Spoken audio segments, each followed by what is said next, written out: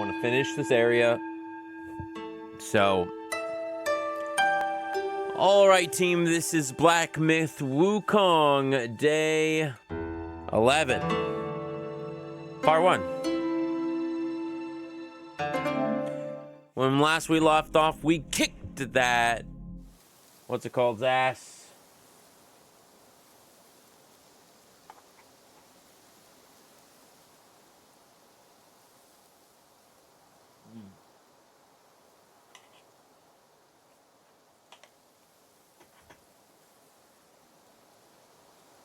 We kicked that guy's ass.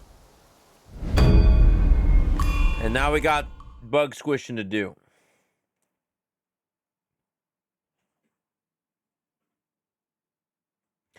Bugs must be squished. Except for Spider Lady. I don't know. I feel like we're going to be friends with Spider Lady.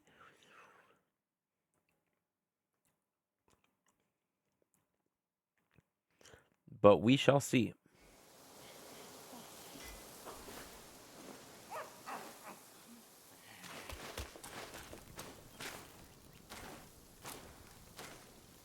Mine eyes doth see the dell from the confines of... It retains the energy of both this world and beyond.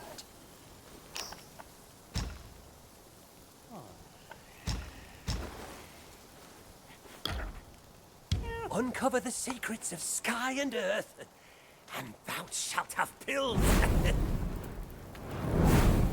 This guy knows how to make me stronger. All things can be my material, yet I choose the rarest few. Thanks, buddy. It's another 15 in the pocket.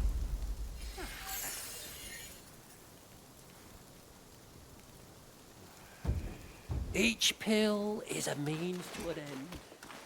My destiny's course, I can't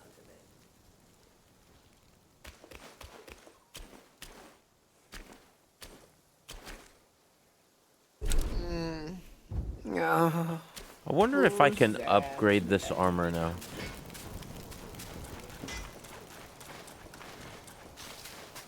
And I want to change my staff.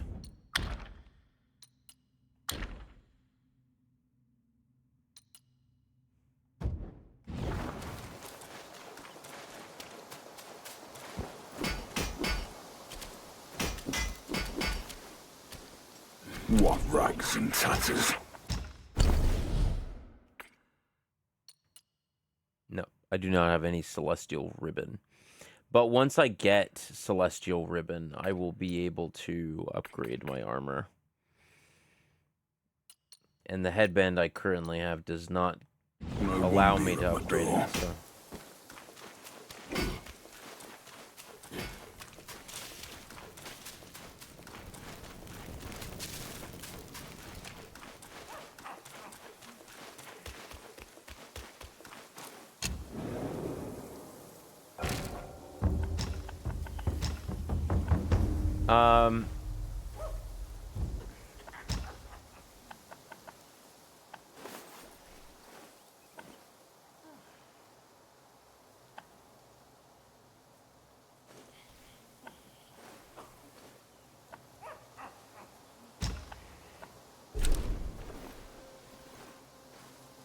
This is what I was wondering.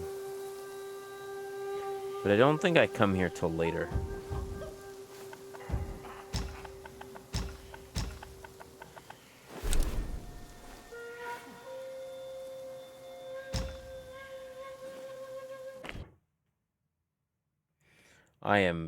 This fight was so hard.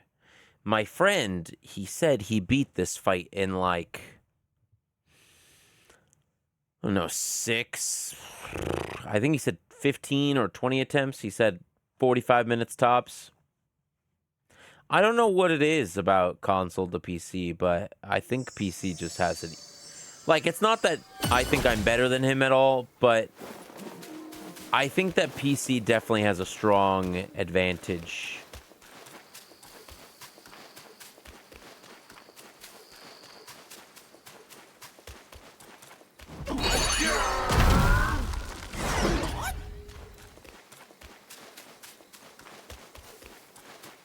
Yeah.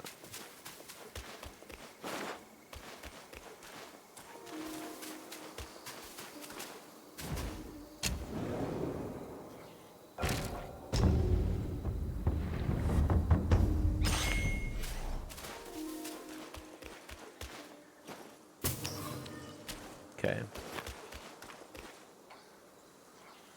Now...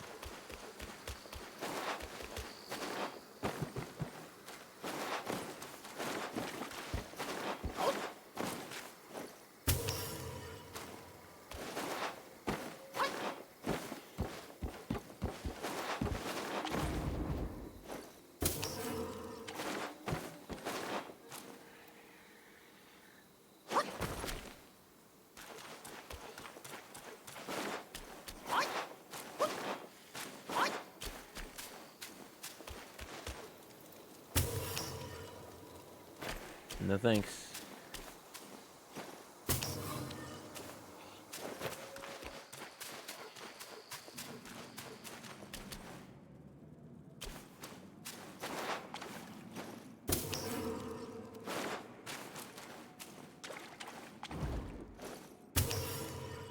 Again, this is a whole nother fucking area.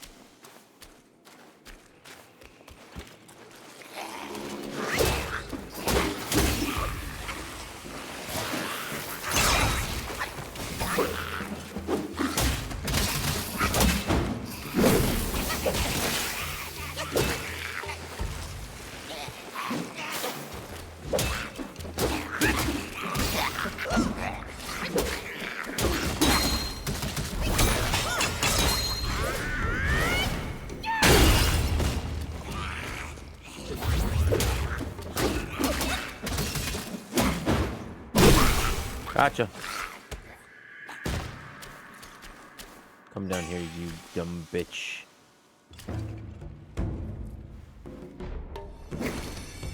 Oh, okay.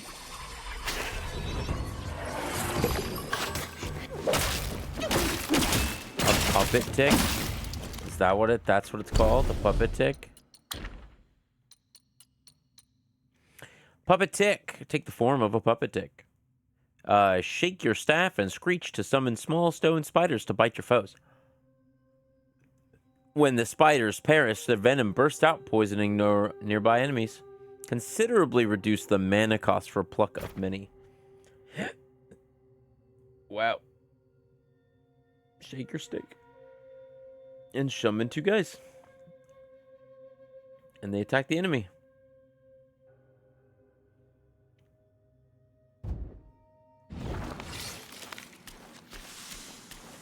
Oh no, that's kind of cool.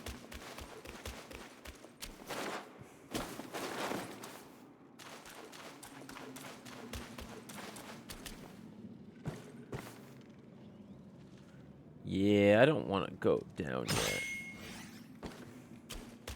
Not yet.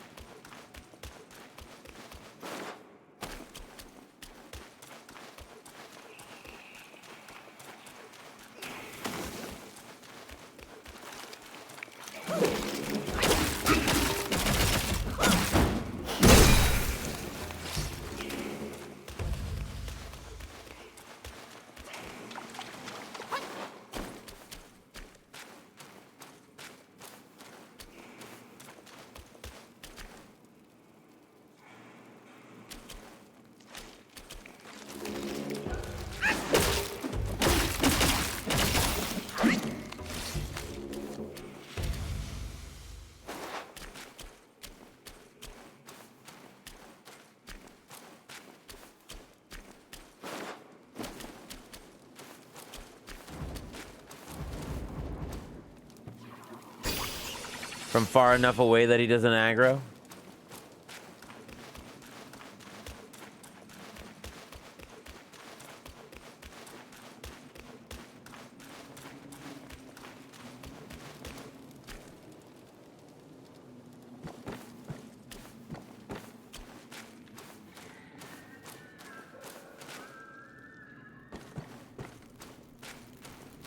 And the third one.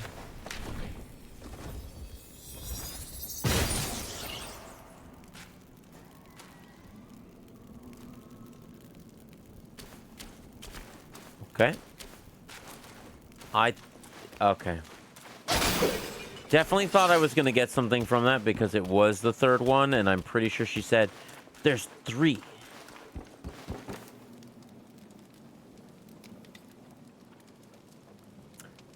Huh.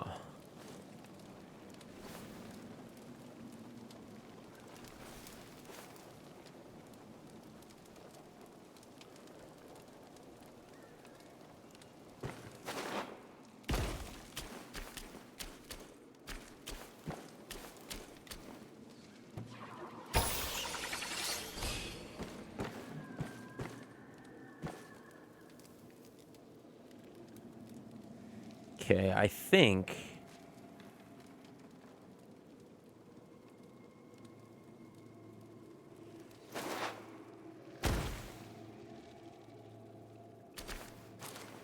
Again, this is where the hand is.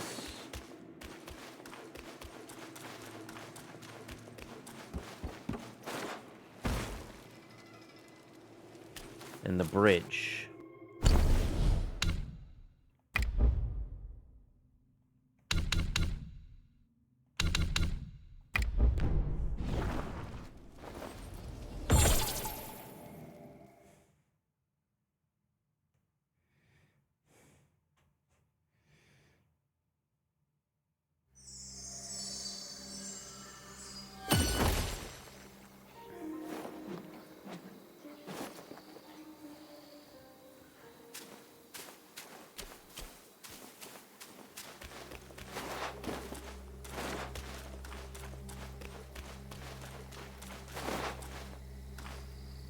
Oh.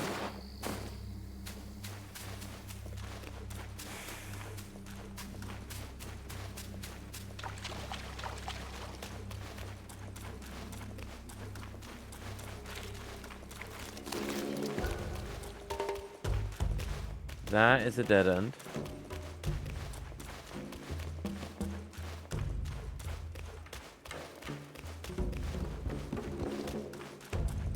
This place has nothing in it.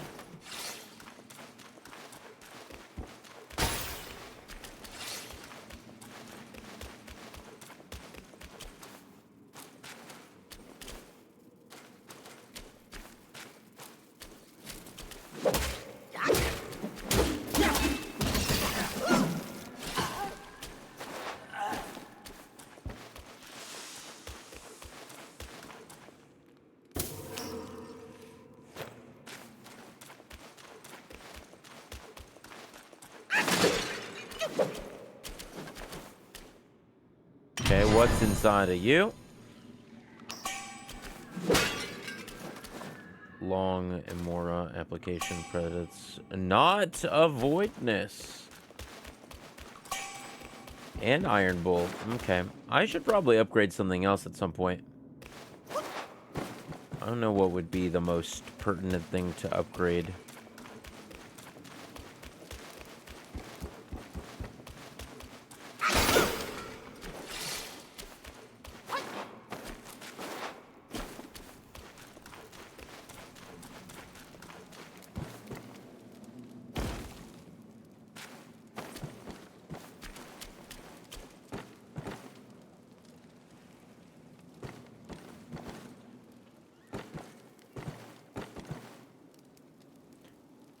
Am I gonna die?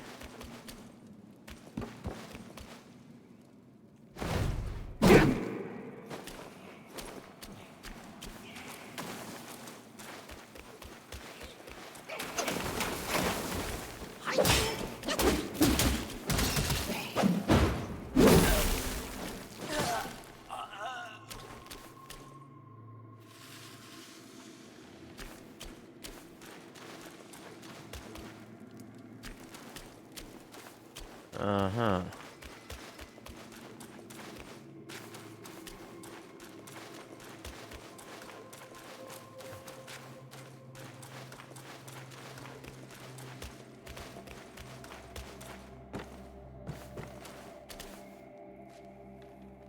Right. This is this area.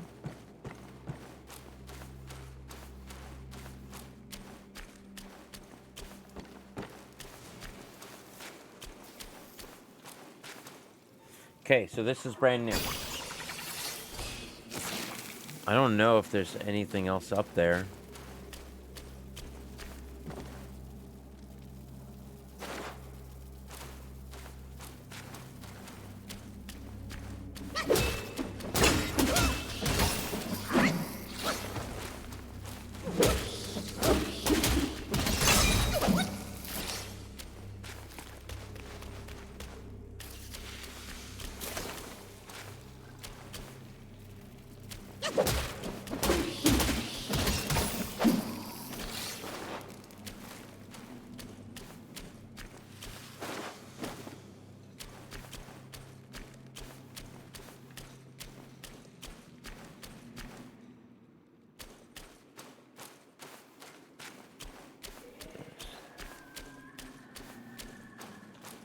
Really sticky. Like, how much spider web would you have to walk through for you to actually feel like you're tangled up? Who goes there?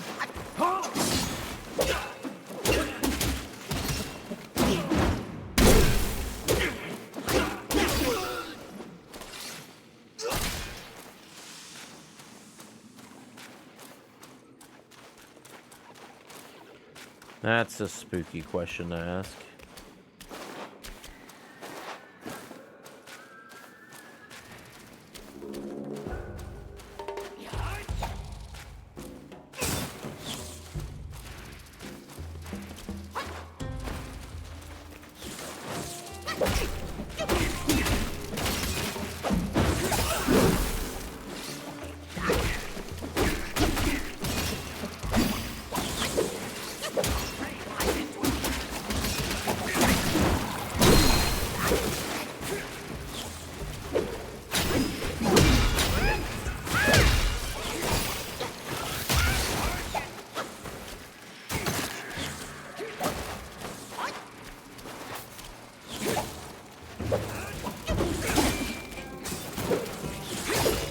Oh.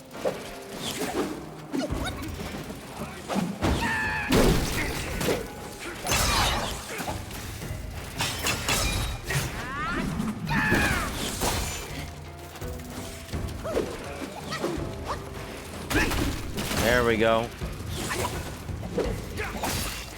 No.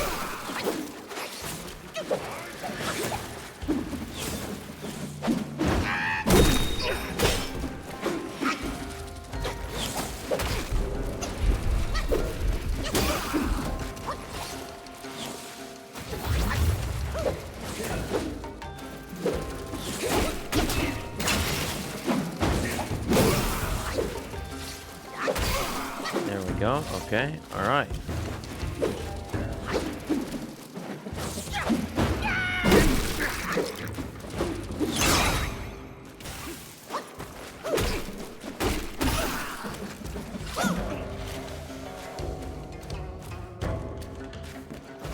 Okay, we'll go take out these guys now.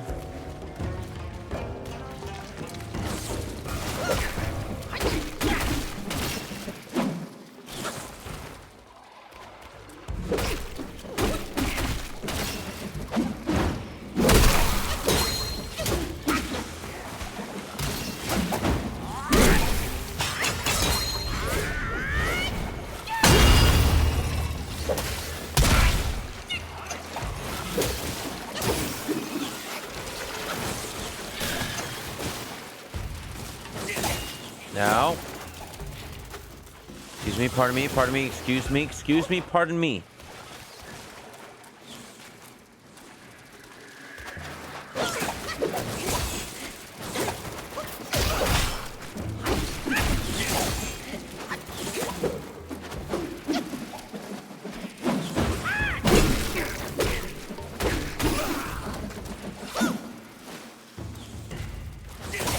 Oh.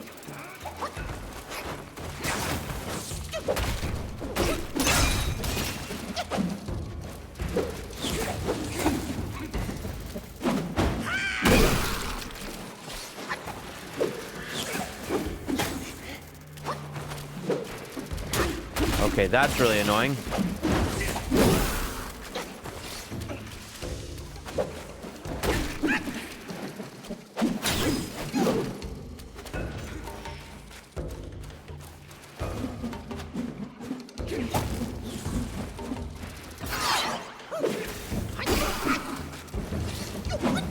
Okay.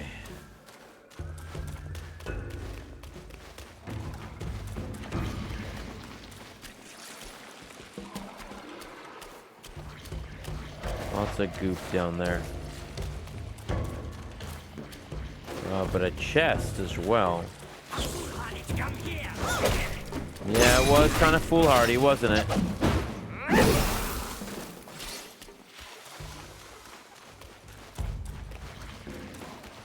But I will kill everything, so...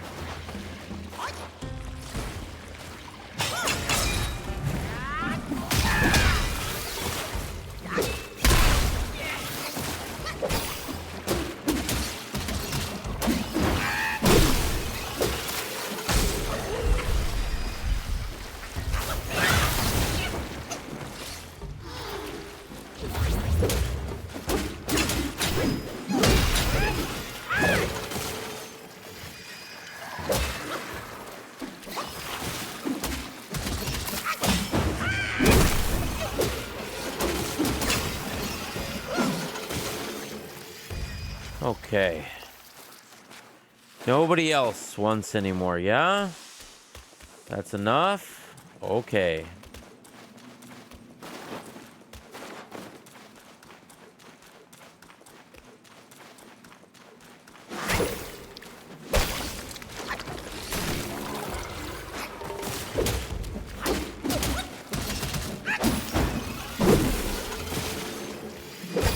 There we go.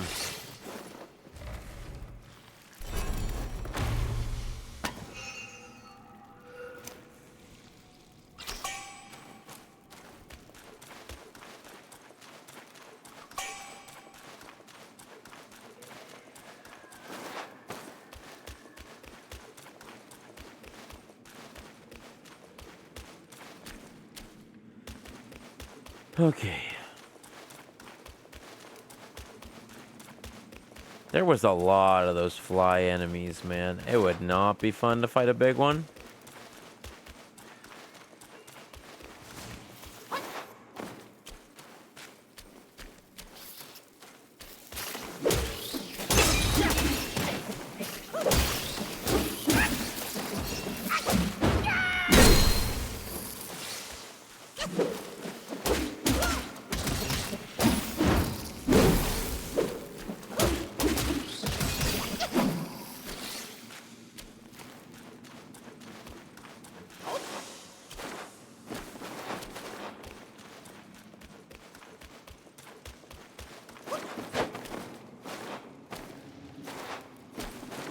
I really don't want to use all my stuff, so I will not use it.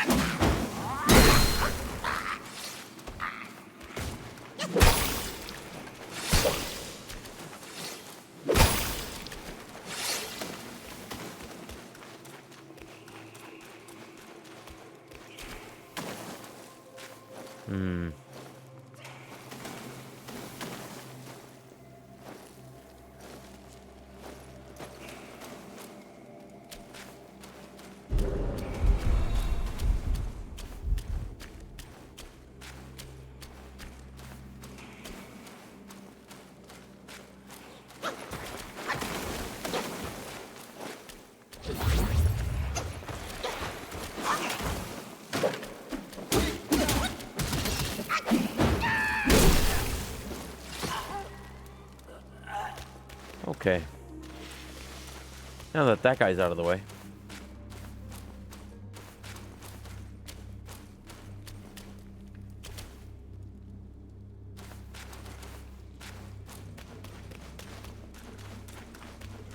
We will do a little bit more investigating first.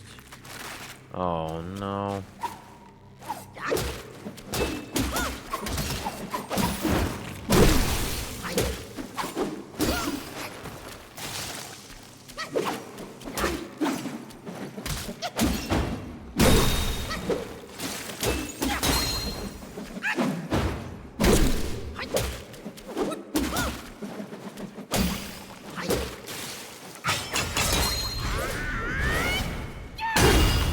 That was to fill up my health bar.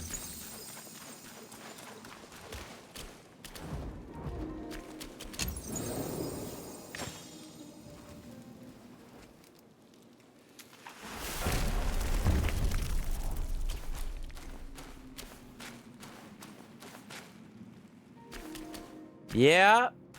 No. I'm gonna go up first.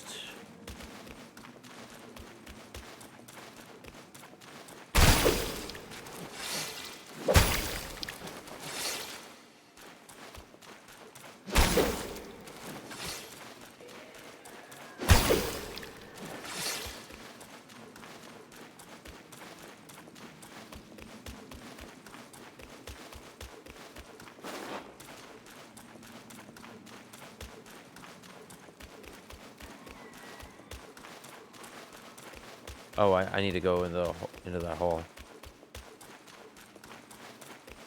That's why I fucked up.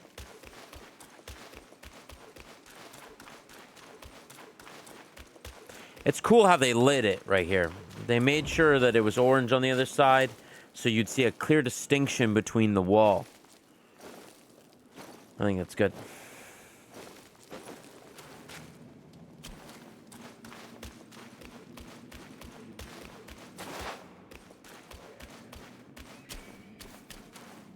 Sick. This is good.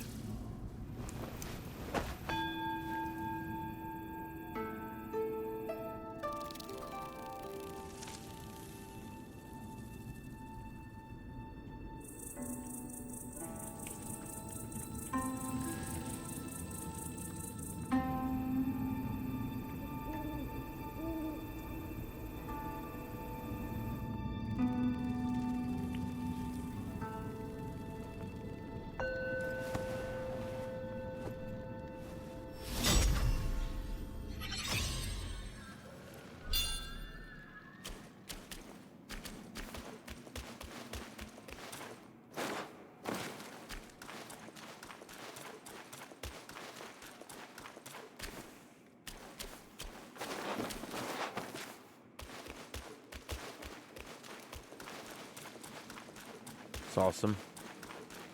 What can I throw that into?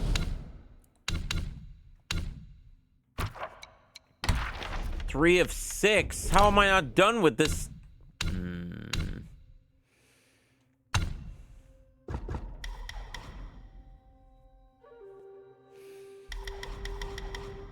I kind of would like that. Attack, engage, distance. Yeah, I don't care about engage distance.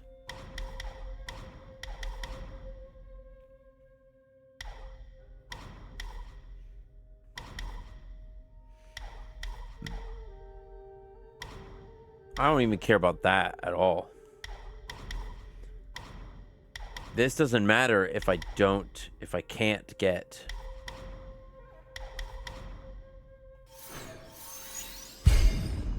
If I can't get a critical hit, it doesn't even matter. Oh, I think this was what I was gonna try and grab. It's fine. Next attack after a perfect dodge, Scorch. Cooldown of all spells, alteration spells. Frost damage. I wish there was something with lightning.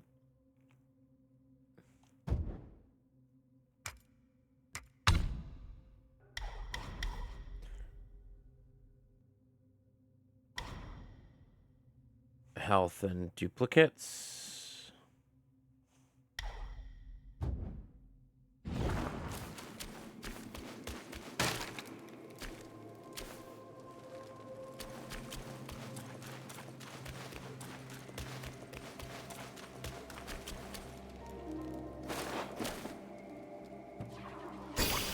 Slurp.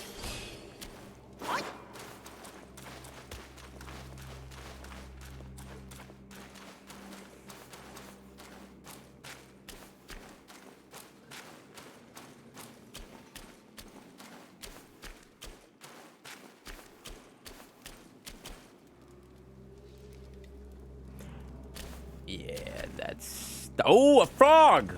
Frog boss! Another frog boss. Let's do it.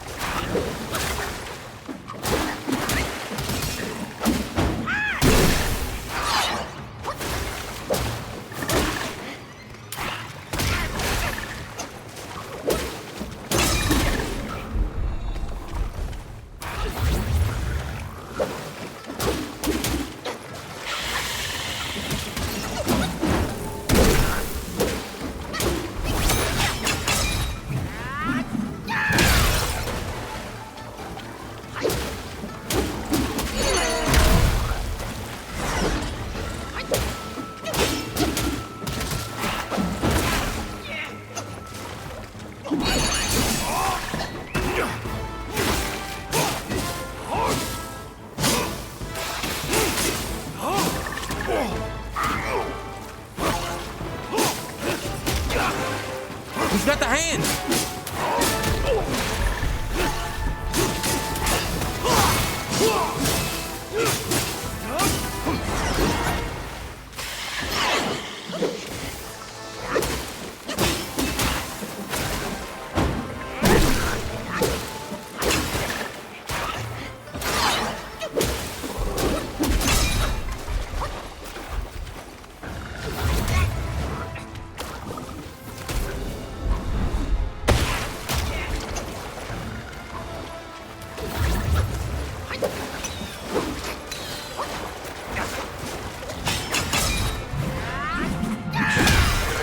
Gotcha.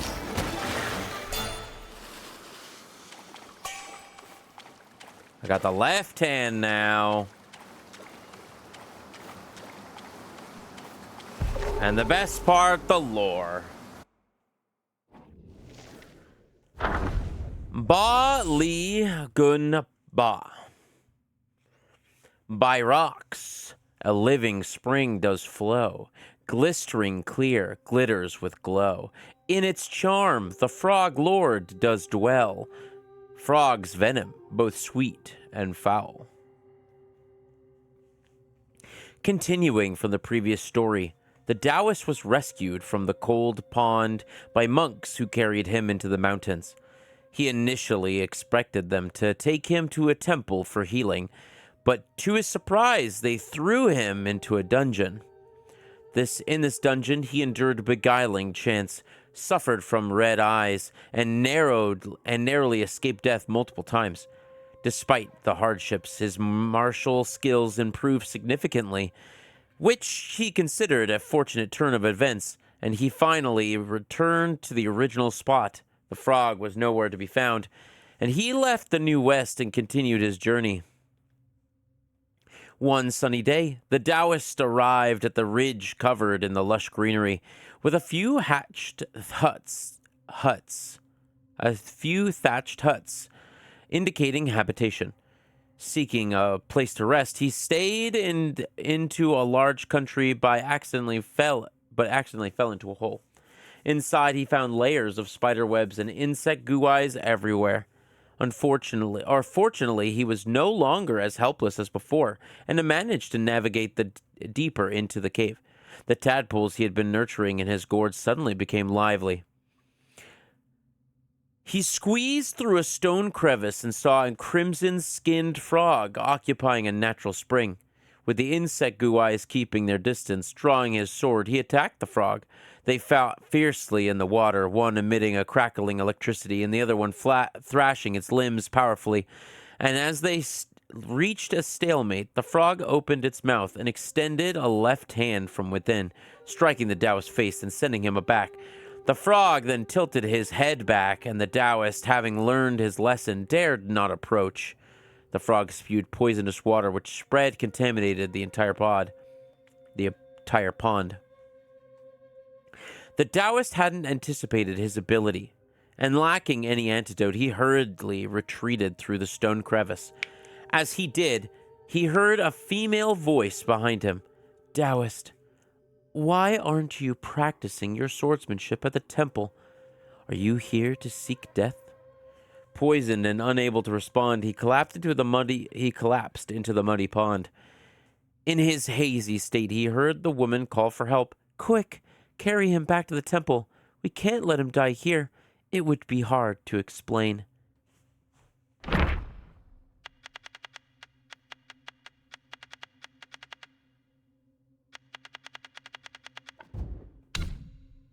Now we got the other hand of the Taoist.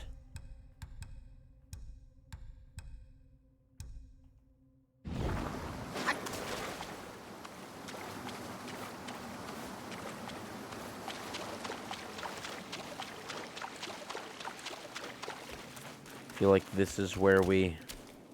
Nope.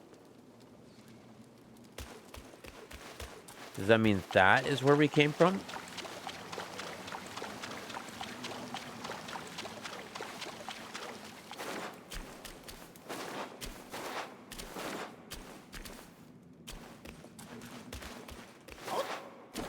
Bodhisattva.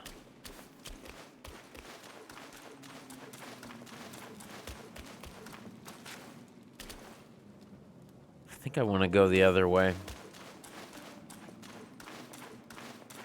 I could also heal up. I think I'm okay.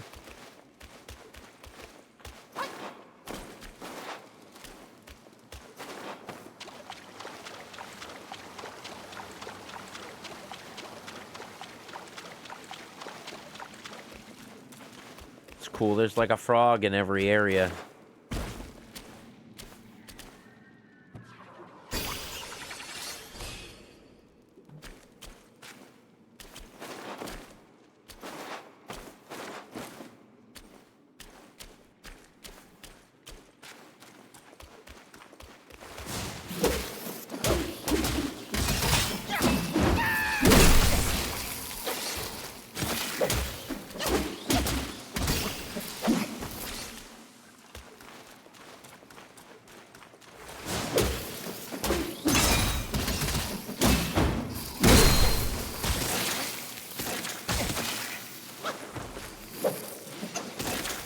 Okay, there are ones that explode.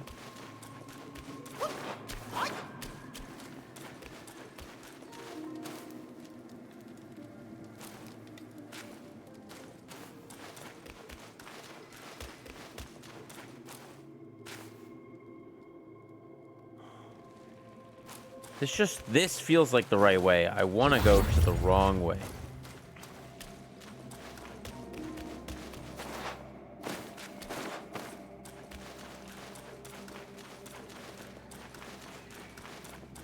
Video games, wrong way first, then the right way. Fight if you will. Spare me the pressure.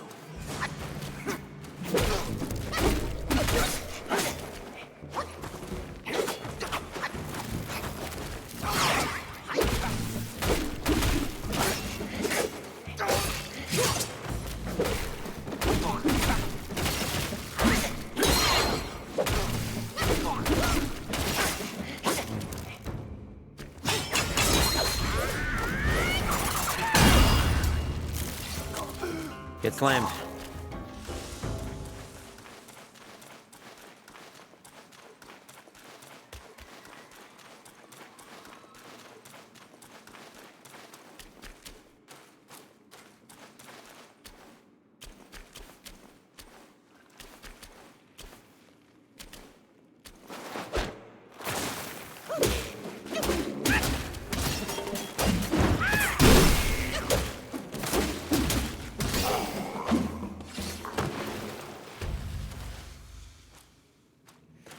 I'm not wasting this.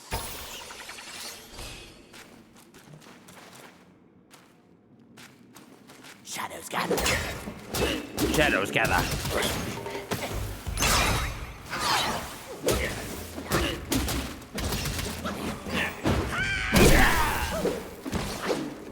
no shadow with the lightning. The lightning and the thunder. I try to light me on fire.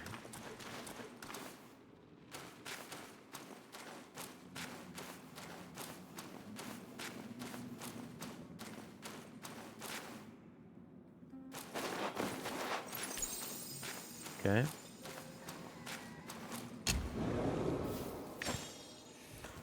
Interesting, interesting. Feel like I should head back.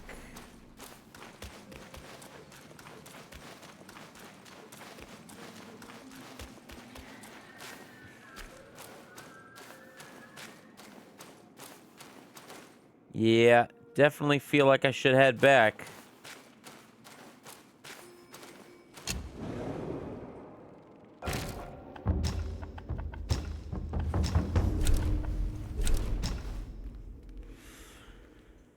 Take the other way down.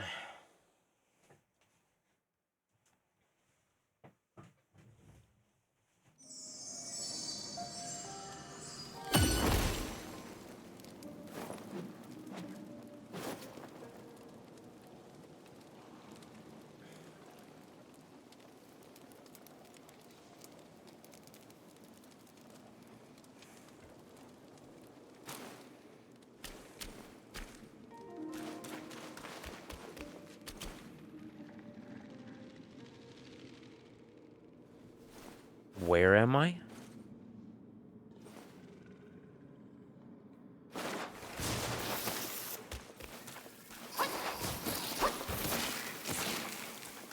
This is the way I went.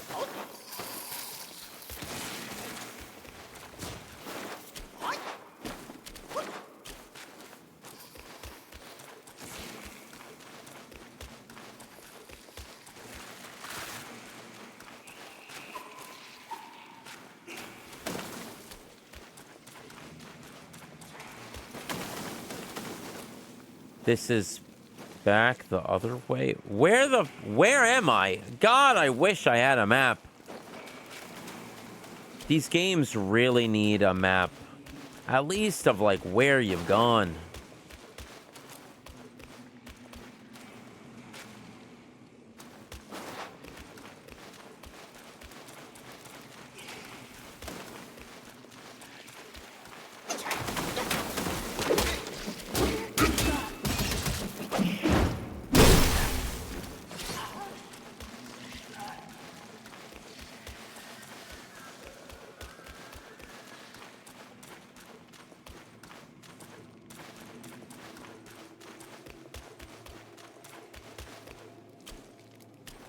Okay, so this is the frog area. That means I need to go the other way. Oh my. Oh my.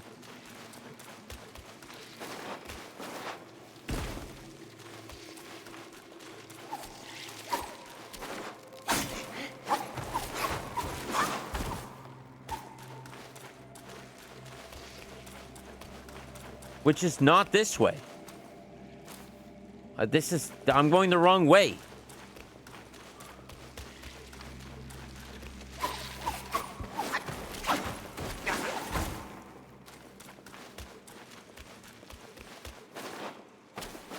I need to go this way, past that guy.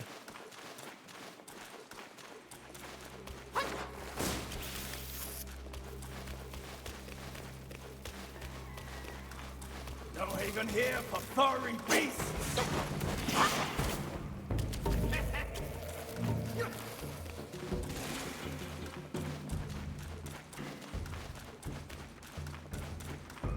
Yes. No. What? Where the fuck am I? No meddling with the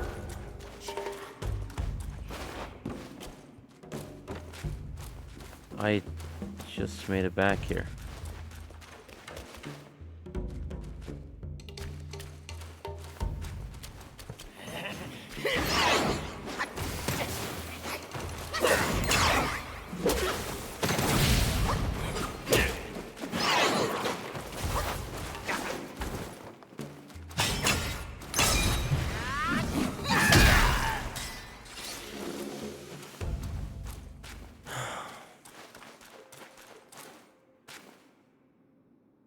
What the hell was the other way? There was another way. Did I not turn around?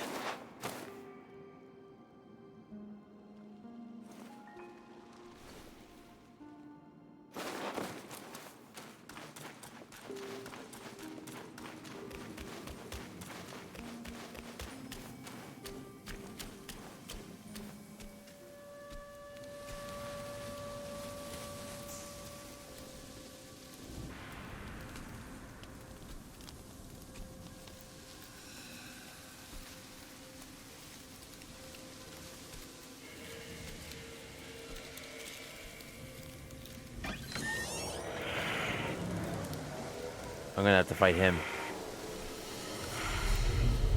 Yep. What on earth?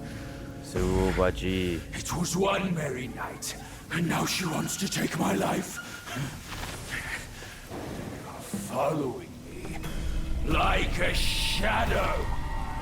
Can't you do anything without me?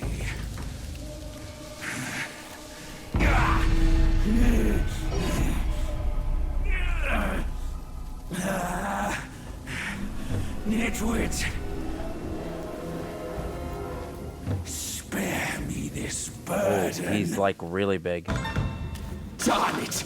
Did you see all of that? You think I'm a bad joke, don't you?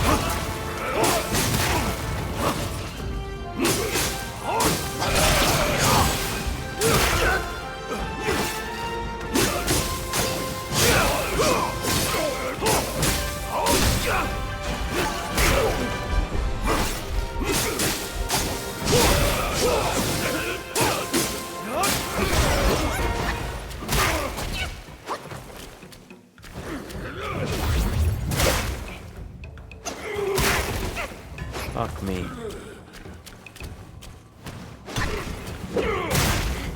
Ow.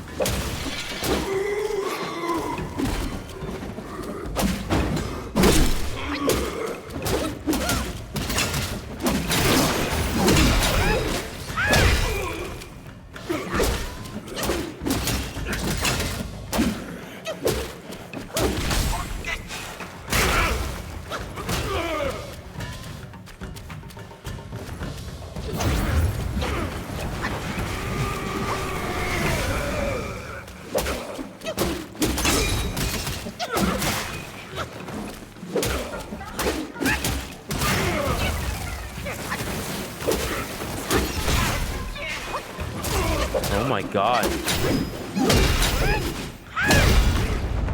Gotcha.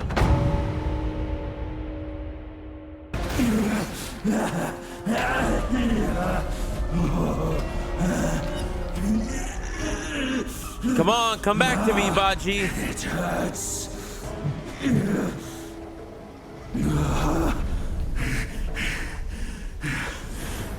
Keep off. Leave me alone.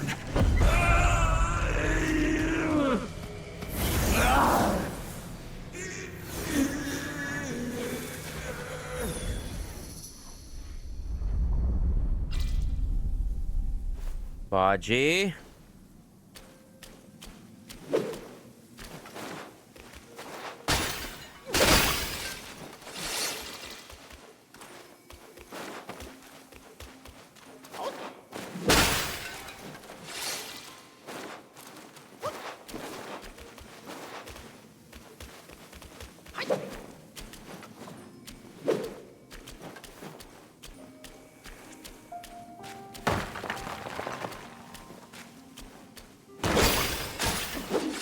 surprised one of those didn't have an awakened wine worm in it.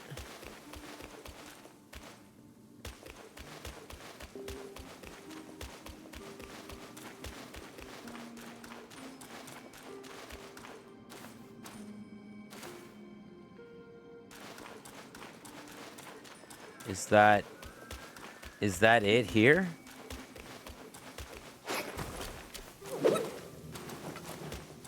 Like, for real? This was just to go fight Baji?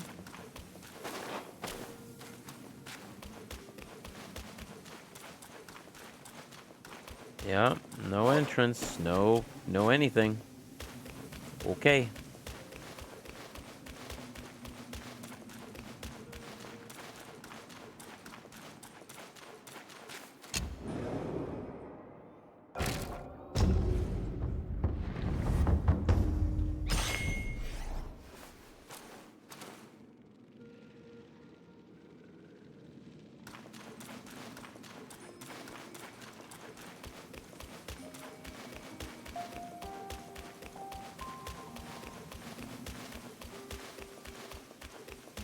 Where am I going?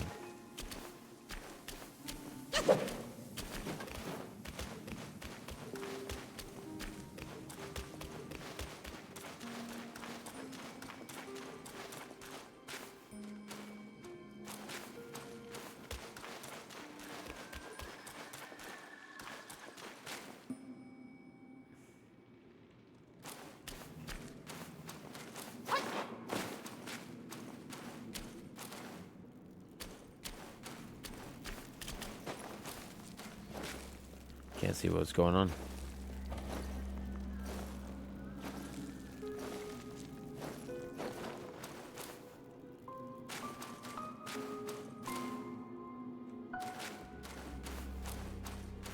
What?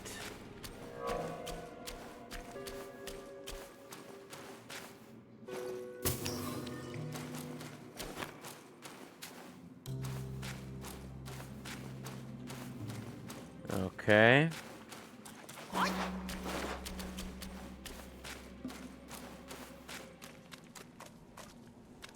Oh, it's like goop. Oh. Oh.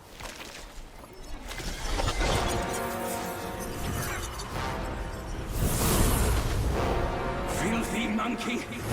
Aren't you dead already? You're the one who ruined it all!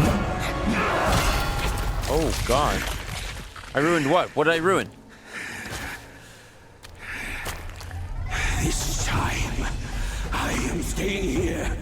You won't make me leave again!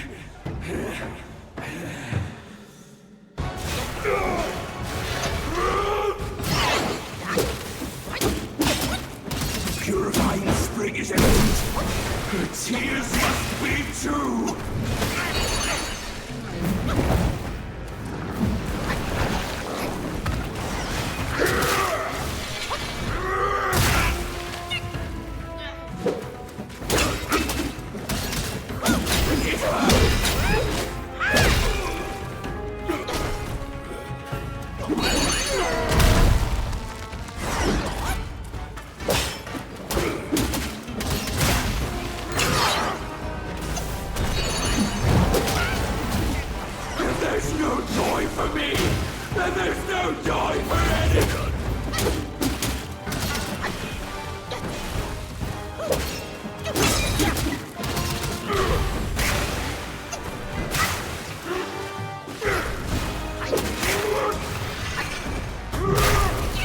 You, man. Smash! Crash! I break the sky into pieces! I know too well how much suffering that entails. What in the Lanta, dude? The timings. I think the main thing that I feel like is wrong is that not every attack is a hitbox, and the ones that don't, if you were to dodge them, you get punished, so.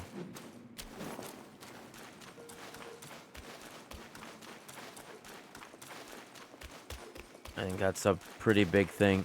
Also, the run up to this boss is not good.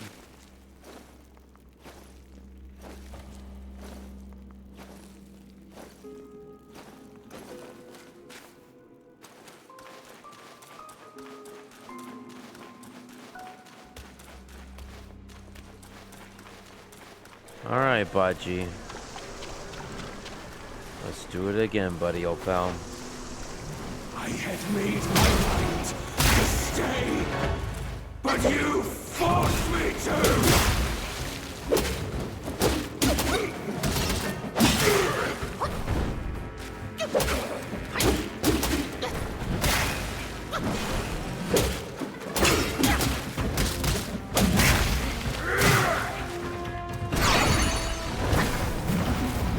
If there's no joy for me, then there's no joy!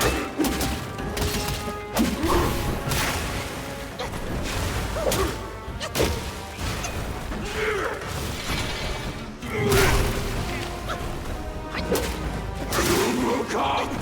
Their blood is on your hands! All lost because of you!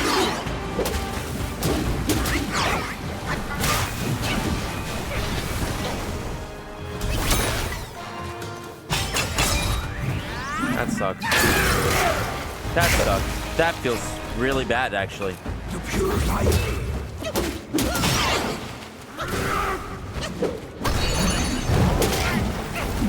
If there's no joy for me, then there's no joy for anyone!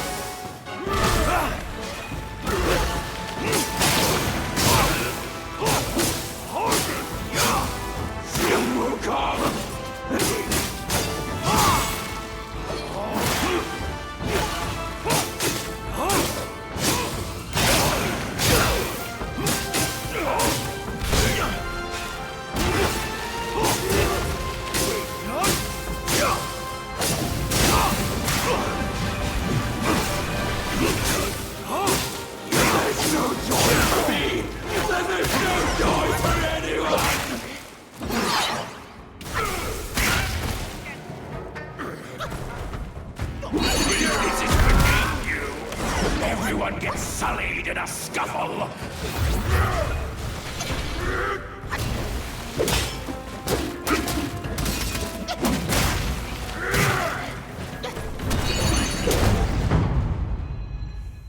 Okay.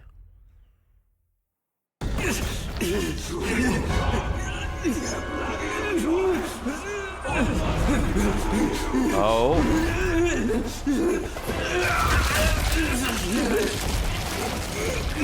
Okay, he's a pig rolling in the. He's a boar rolling in the in the muck.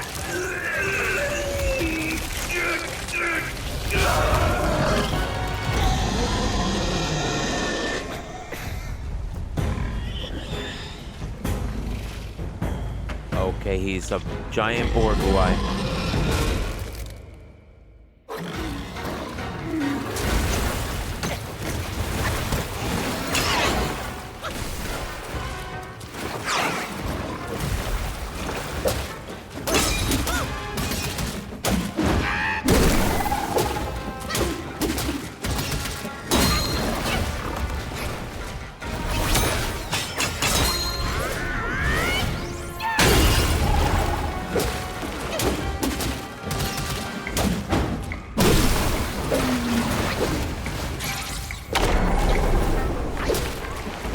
There we go.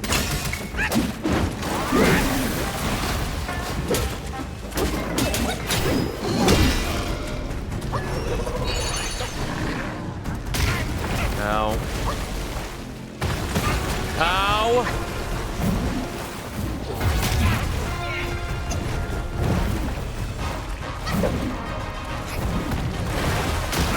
Ow!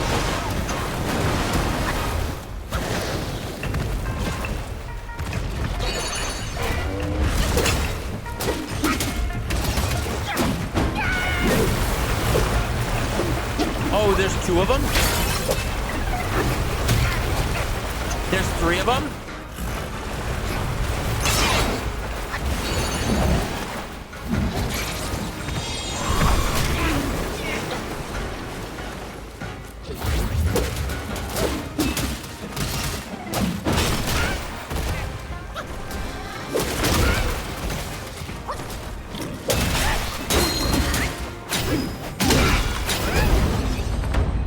we go. Sorry, Baji.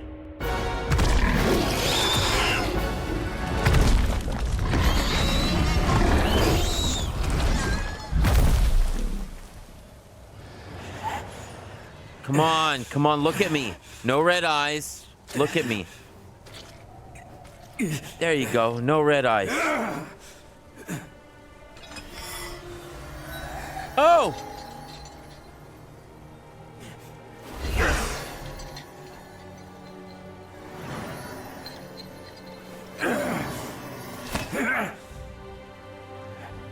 Who did I get that mirror from?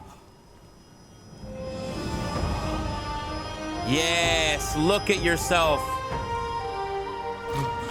You're beautiful.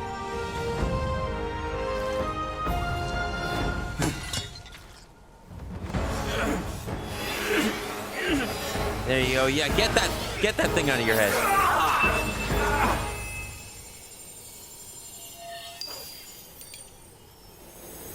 There we go. Yeah. Your mind is no longer infected. Uh-oh. Uh-oh.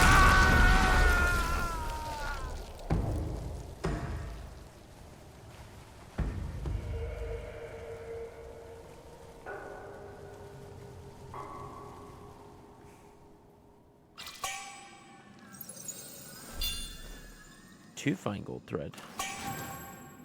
And a blood-stained needle. Okay. And a jade moon rabbit.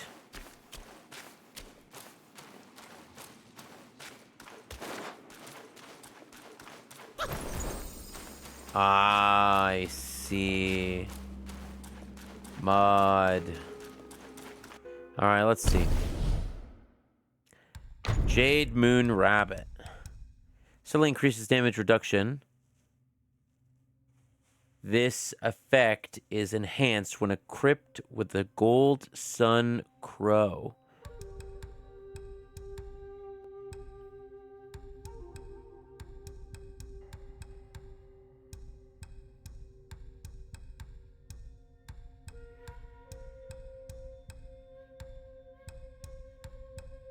I do not have a Gold Sun Crow. A needle that pierced Baji's forehead and induced his delusions, which must possess some uniqueness, would be wise to retain it.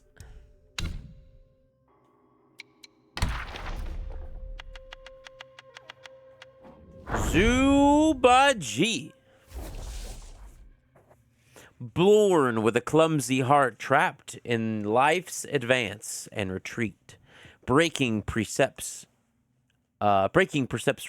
repeatedly, following nature, not the Buddha's feet. With rake and tusk smashing fate, borrowing karma's weight, rolling in the muddy world, heedless of scorn or debate.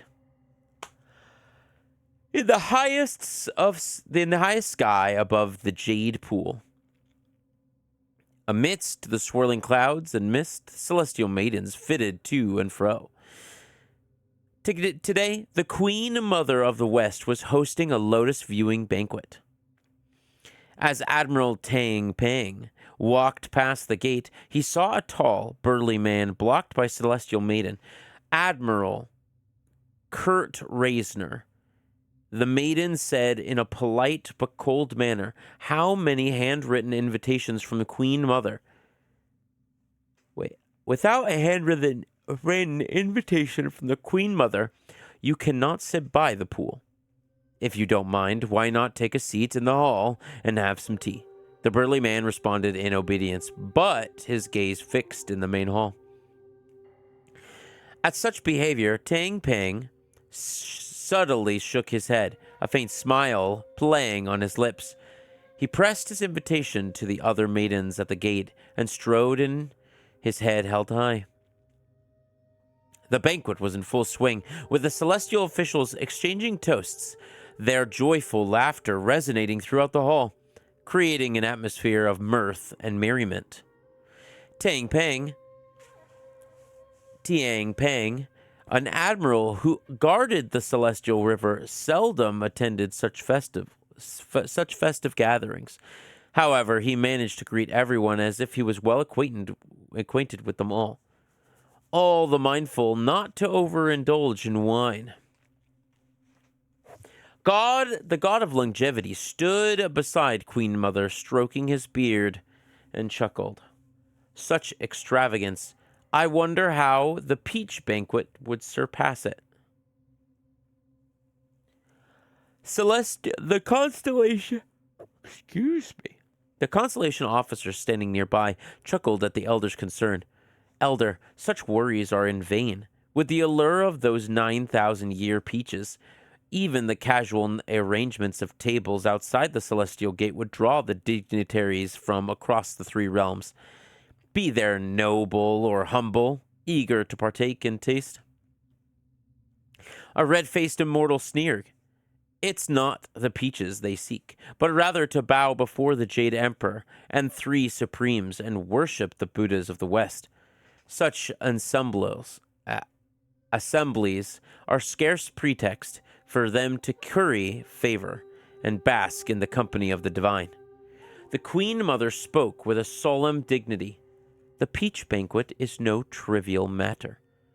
Our gatherings today is but a prelude, a rehearsal for the rites and rituals that must be executed with exactness and reverence.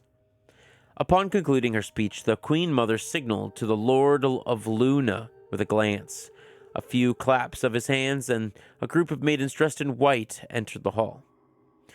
The maidens took their positions by the jade pool and began to play instrument, sing, and dance. Among them, one dancer with hair like silver and dress like clouds stood out with her exceptional grace. Tang Ping never saw such a beautiful celestial maiden so closely. He was fascinated. A celestial maiden with a violet gauze dress, holding an exquisite cup of wine with her in both hands. Admiral, she softly called. Drenched in his fascination, Tang Ping took the cup from her hands, and yet the gaze never left the white dancing sleeves.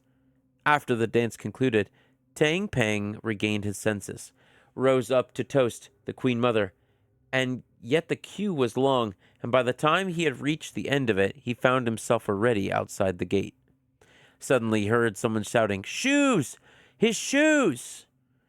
He looked over and saw two celestial offerings supporting a drunken monkey as they hurried past.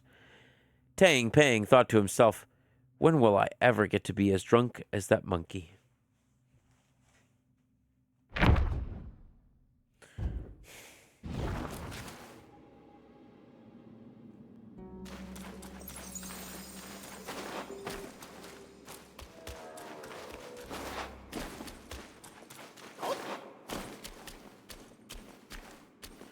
I wonder if I could have fought him on land. Also, was I supposed to have that mirror?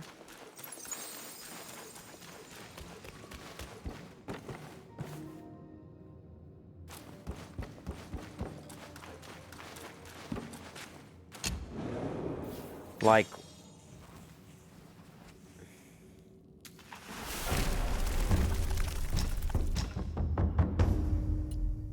non-pure broken mask. Mud that stains upon transformation. An exiting spirit skills. Grants considerable damage reduction for a short duration.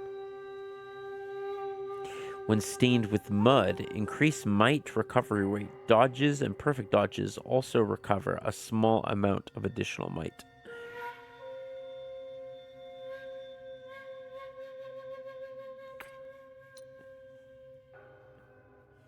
Same deal.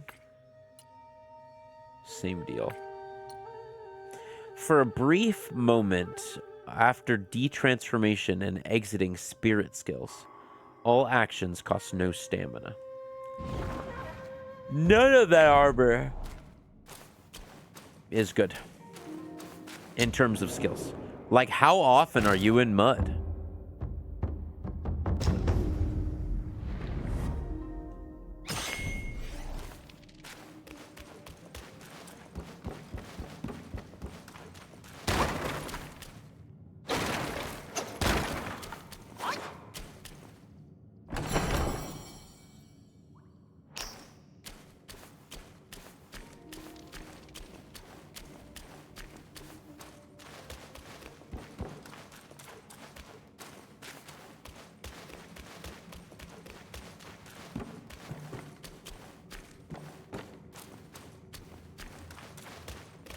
Can't see.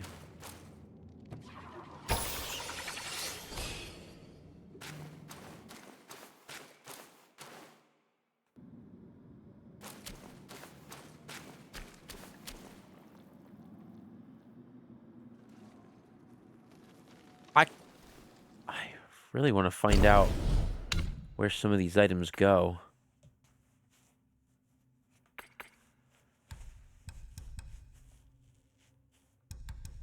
Oh, I got it back.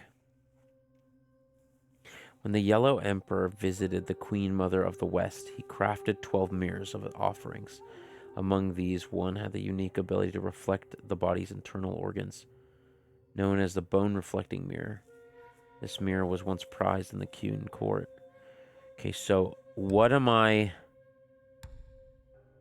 already know what that is. I don't know what that is.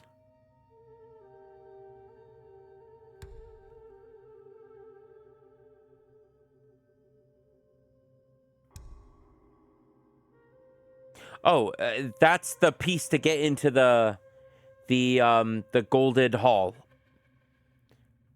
That's these are the 2 side quests, plus these are the keenness ones, and the Buddha's eyeballs. You just keep all of them.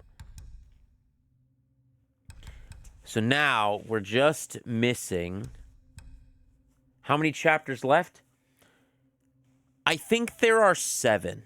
Because, I don't know for certain, but because there are 5 here, and I assume once we hit 5, we're currently on the 4th chapter right now. I assume after we hit the 5, we're going to do another chapter to get Sun Wukong back, because we are not actually Sun Wukong. And then the next chapter after that will be us being Sun Wukong and finishing the game. That is what I assume. I do not know. But things have been taking a long time because I read everything. And because I'm trying to do all the things I can.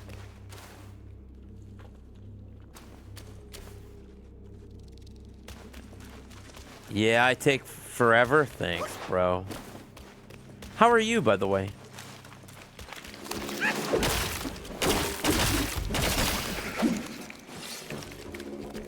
For me, it depends on the game, by the way. You want to write just work? Oh, just doing the work. But for me, it really depends on the game. Like some games do take me a long time, but other games I finish really quickly. And what is that?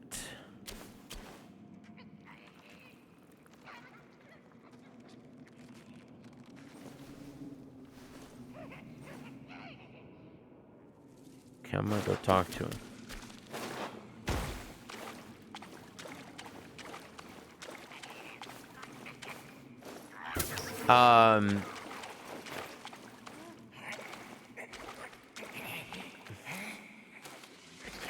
No, don't run. Damn it.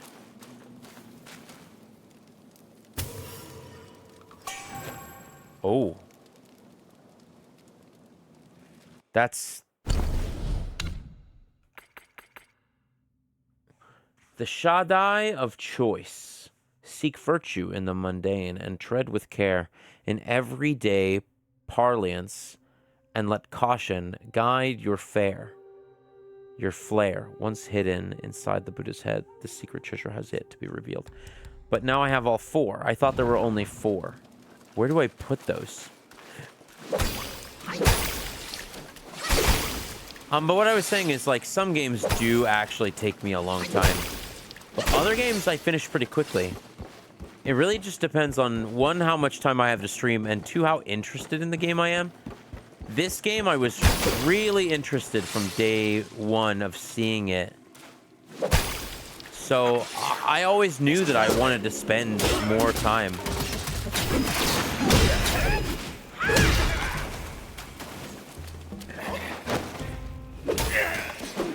I knew that I wanted to spend more time in the game. reading and, you know, really, really playing it as a whole, not like leaving anything out. I just talked to somebody who finished the game, and they did not read any lore at all. They didn't do any side quests. They didn't engage with any side stuff at all, which is totally a valid way to play the game. But also, think about all the stuff you miss by not doing side quests. Think about all of the lore that you miss, all of the magnificent writing that you get by not reading any of the lore that's in this game. Like,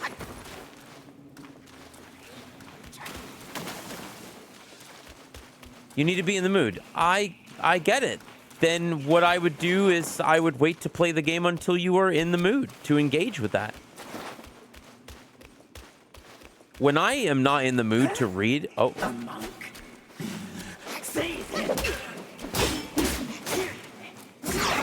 When I'm not in the mood to engage, I like playing on Showdown. If I'm not wanting to read, or you'll do a second playthrough, which second playthroughs, that's fantastic if you got time. And if the game isn't hundreds of hours, like, what was the game that I wanted to do a second playthrough of? I started off doing the game on a certain difficulty, and then I was like, yeah, I think I'm going to play through the game again on a easier difficulty, or... Oh, fuck. But...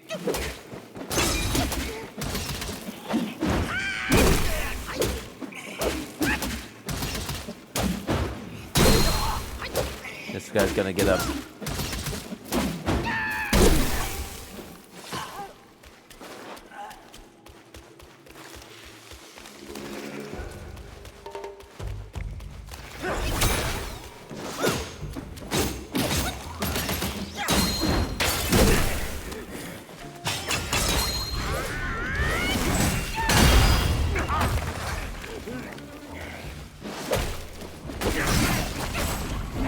Ow.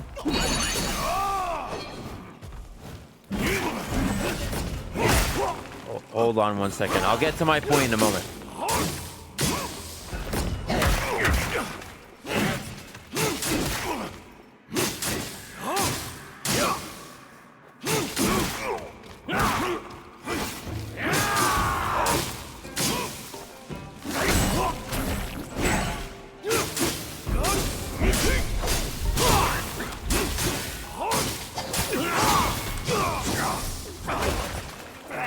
Please, what are you doing?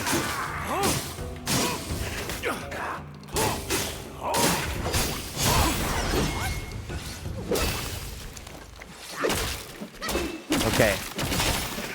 There you go. All right. The way you play, you don't have to worry about gameplay, and you just dive into the story. Yes, so when I either know I'm on a timetable on a video game, or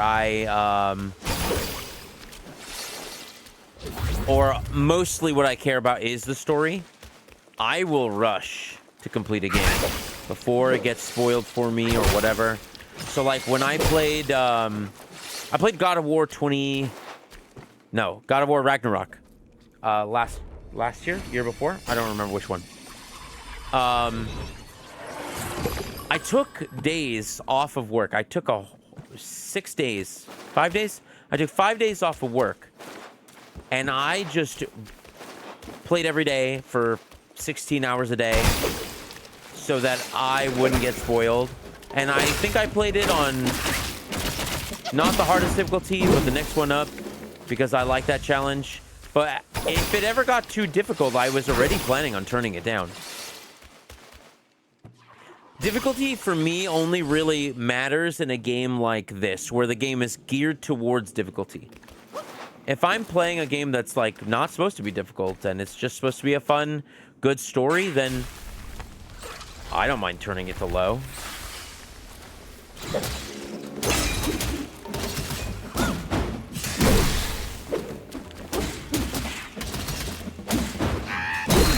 And 100%, any accessibility that you want to do, fully valid way to play a game. Doesn't matter. 110% valid. Never make anyone feel anything less for putting on accessibility modes.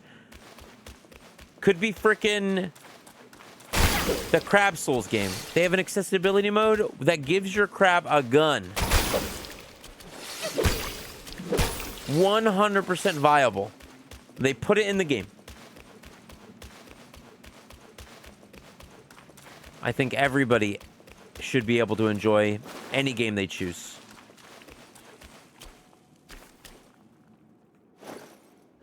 I don't know if that was the topic that we were really talking about. I think we were talking about how long it takes me to finish games.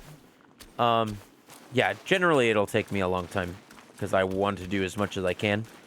I want to experience a game in its entirety so that I have an educated decision on everything.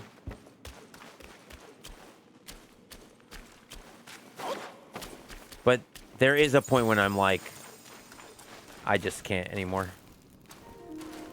Like, I think there was one side quest in Final Fantasy VII Rebirth that I tried for like multiple hours, and I was like, no, I'm not having fun. Not worth it to me. What am I missing here? I am missing something.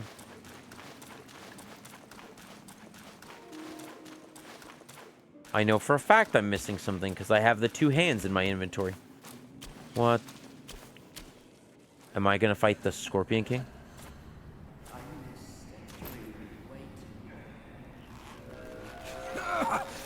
Why dredge up the past? Aren't we here now?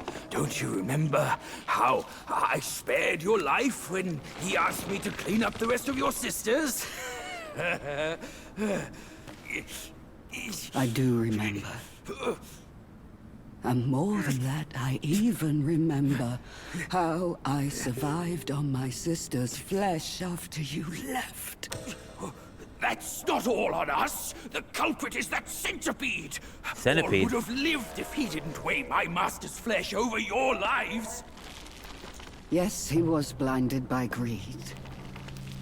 But he has repented and made his compensation. He even offered that thing to sustain my life. What? Otherwise, What thing? I'd never live to see you today. Dear, is that true? That thing is in your hands. Unbelievable. Even now, in your heart, the monkey still comes first. What? The monkey? Nah, for me, beauty always comes first. Good. Carry on with these nice words. Once I'm satisfied, I might lift my finger and tell you where to find it. You wicked hag! Can't you see your old face? Still obsessed with all this lovey-dovey crap at this age? Yo, you were supposed to talk Ridiculous. nice. What are you doing?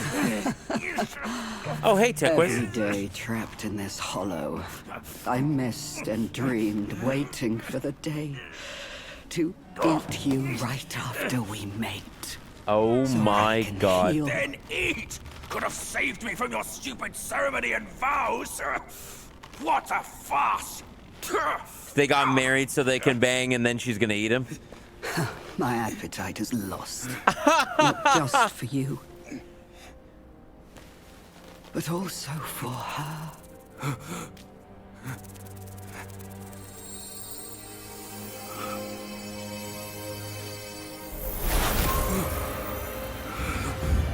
Mother? Oh? Is Hideous! Hideous spider! Who fathered such a thing? Your You fate did. today has nothing to do with me! I had my mercy misplaced, that's all! What took you so long? I almost died! Now Go, go call quick, your this sisters. hag, and get me down! what? Monkey's the bane of my life. Monkey's the bane of Why my do you life. always have to ruin my plans? In what way am I any less than monkeys? Whoa, whoa, whoa. This monkey that you love. I'll chop his heart, Oh shit. slice his liver. Oh no. Oh, she's a big spider. Oh god. Try me before you fight him. While we fight the food betrays you. I can watch you fight with a Ow. You have a thing for sea spiders too. Oh yeah. Spider Mom is not happy right now. Heavy for you. I don't know how to get you.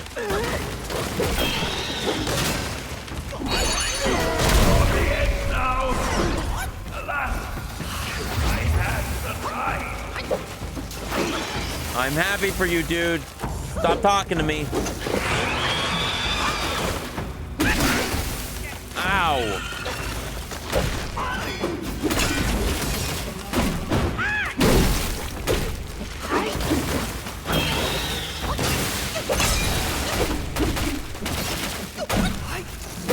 Oh, I'm out of stamina.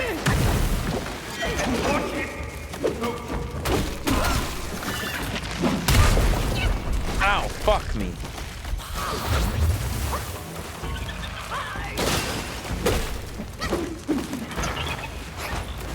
When do you deck? What was that?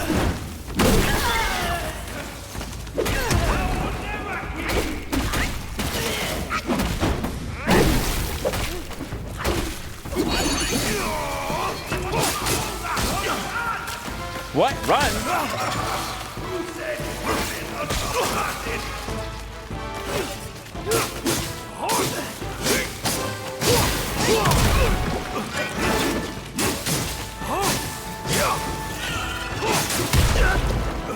So, Tech Wiz, when I killed that guy, he gave me his sword, and so I could become him.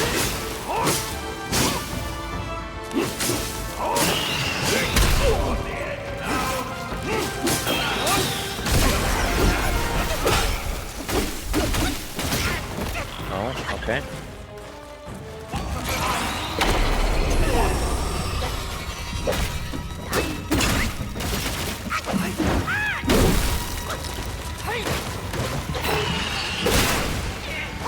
Come on, you. What the? Yeah, it's very good, actually.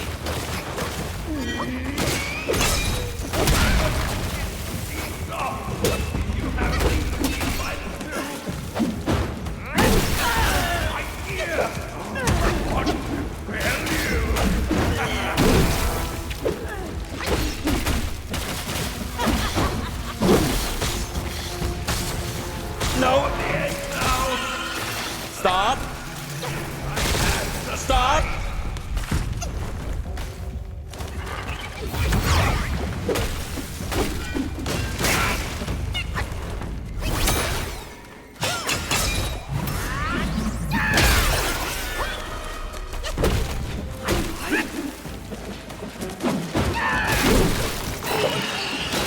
One attack. Gotcha.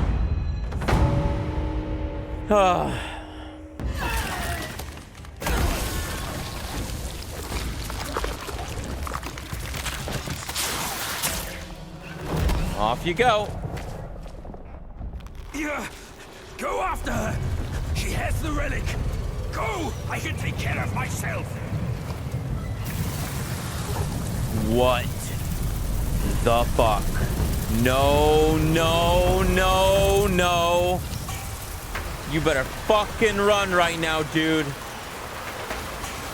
Oh my god, I hate this. Hate this, bro. Not happy. Nope. Nope. We will read that later. Flood's fine. Unlimited spiders, not my thing. Nope. Oh, shit.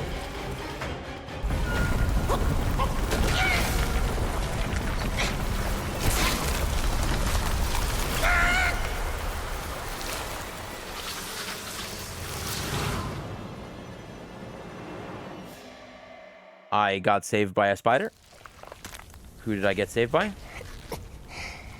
Is it the lady with the black hair?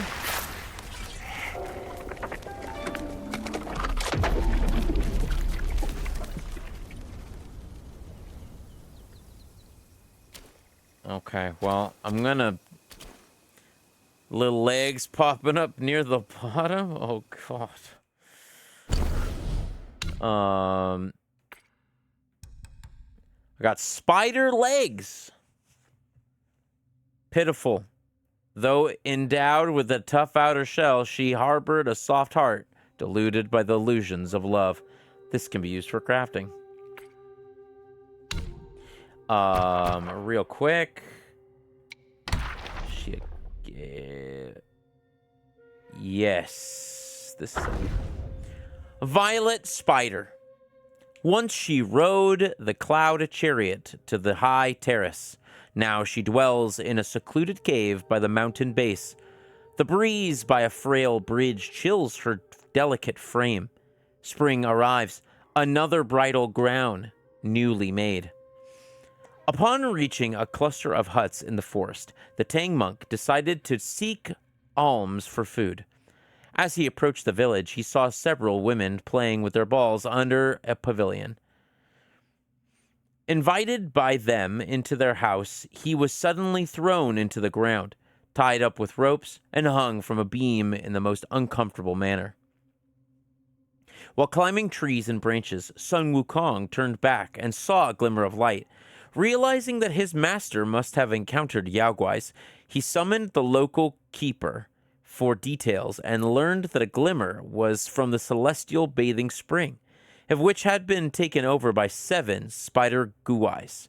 Knowing that they bathed 3 times a day, Sun Wukong transformed into an eagle and swooped down and stole all their clothes from the rack. Baji, seeing so many women's clothes, persistently inquired and learned that 7 guais were bathing. Overjoyed, he rushed to the spring. Without a hesitation, he stripped off his black garb and jumped into the water, transforming into a catfish guai. The spiders tried to catch him, but none of them succeeded. Recognizing one of them as an old acquaintance, Baji mischievously swam around her legs. He floated and dived around her until he was out of breath and hazed. The guais, retreating to their cave, fetched some old clothes and called upon their 7 adopted sons to guard the house while they headed into the Temple of Yellow Flowers to seek aid. Meanwhile, Baji retracted his steps and reunited with his fellowship. Together, they defeated the insect son and freed their master. Without delay, they hurried to the Temple of Yellow Flowers. The temple master, who had practiced alongside the 7 spider guais, learned that the Tang monk was a monk of 10 lifetime merits, and his fellow spiders were humiliated. Prepared for 4 cups of poisoned tea, intending to exact revenge on the fellowship and ultimately consume the Tang monk. However, Sun Wukong saw through the ruse, overturned the teacups, and defeated the spider guais, forcing them to retreat. The Taoist master then engaged, prompting Wukong to order Baji to eliminate the 7 spider guais in his stead. Following his command, Baji wielded his rake and struck down each of the spiders, sparing only the last one. Remembering their brief affair in the water, he hesitated and, with a final thrust of his rake into the ground, he told her to flee for her life.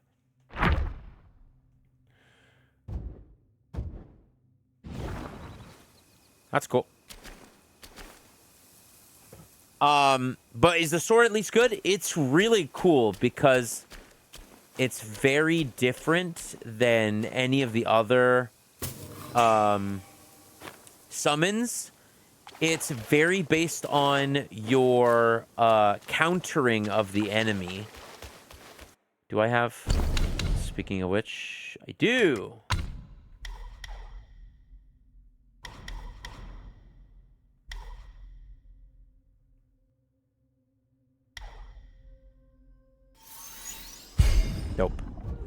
It's about countering the enemy. So the more times you counter in a row...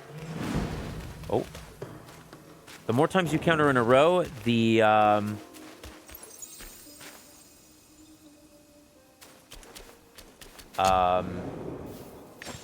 Hey, Reborn. The more times you count in a row, the more damage you do, and the more lightning damage you do. Craft weapons. Upon successful charge with a heavy attack, focus point costs health. Yeah. The fight was really hard because he would counter me. I could not do any heavy attacks to him at all, period. Hard stop. Because he would counter me.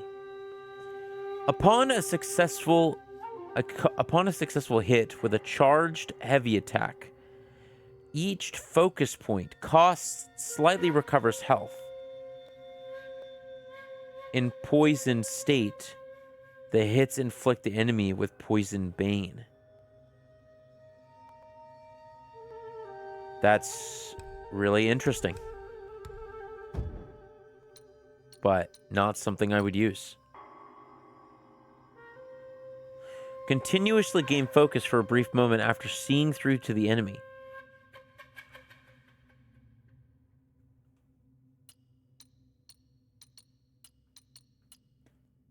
Basically, yep. That counter, every time. I'm gonna craft this.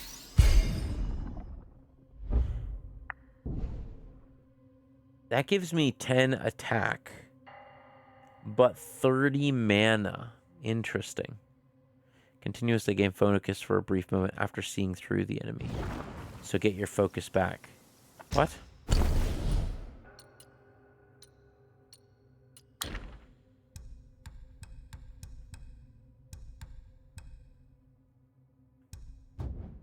Okay.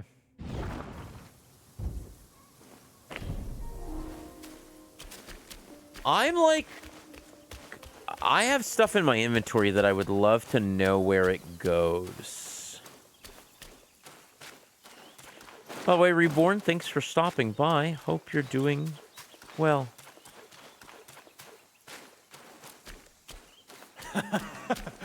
We are in no rush.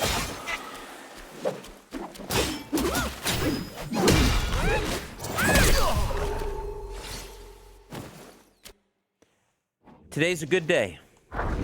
Today's a great day. A sword Taoist.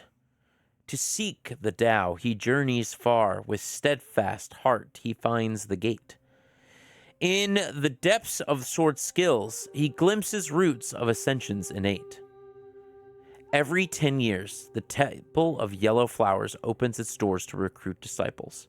One day, a newly admitted young Taoist discovers that disciples focused on innate practice were divided into 3 different groups based on their skills. One group used staffs, another used fly whisks, and the third used swords.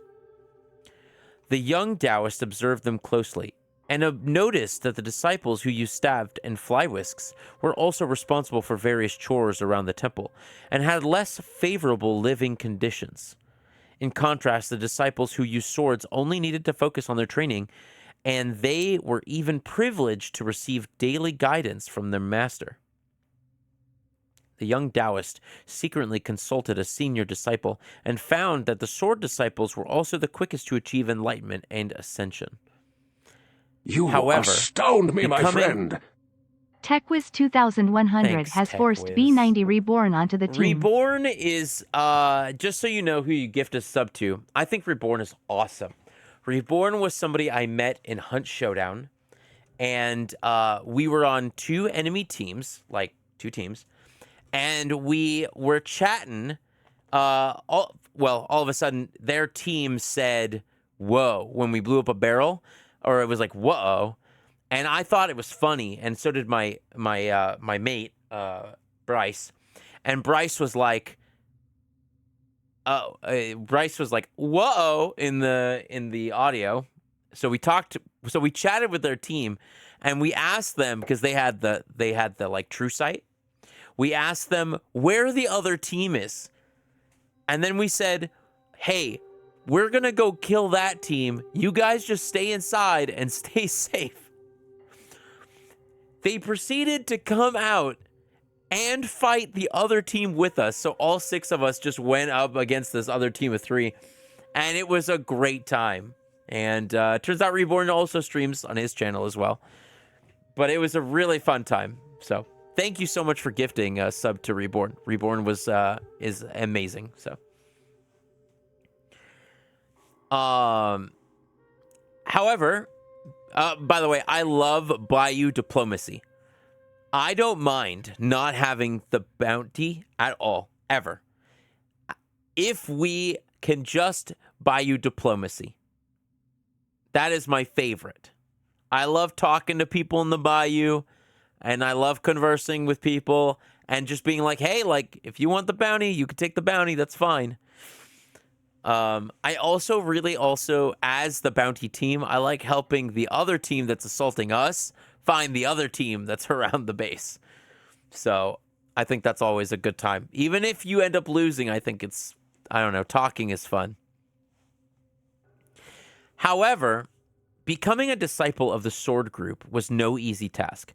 It required passing a rigorous examination by the master, and only those who deemed to have the highest potential were given the opportunity.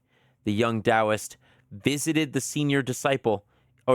each senior disciple, noting down the questions that the master had asked them in the past, and made thorough preparations. Eventually, he succeeded in his endeavor, winning first place. The master personally tied his hair into a topknot and bestowed upon him a sword. From the moment he joined the Sword Group, he woke up early every day to train under the supervision of the beetle commander. In the afternoons, he strengthened his chi under the master's guidance. Though the life was monotonous and arduous, he was very content. After more than a decade of rigorous cultivation, the disciples of the Sword Group finally earned the master's approval. The master informed them that their skills were now proficient enough for them to enter the mountains for secluded meditation. If they were fortunate enough, they could achieve their ascension.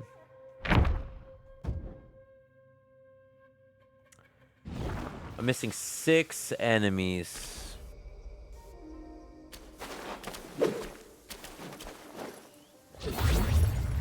Probably shouldn't have needed to do that.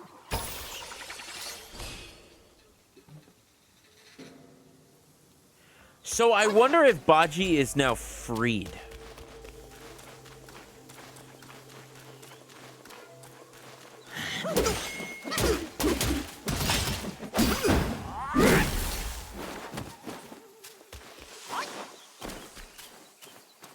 I wonder if Baji has freed himself.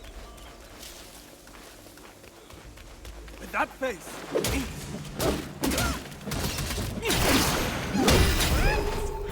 Yeah. The Fly Whisk Taoist.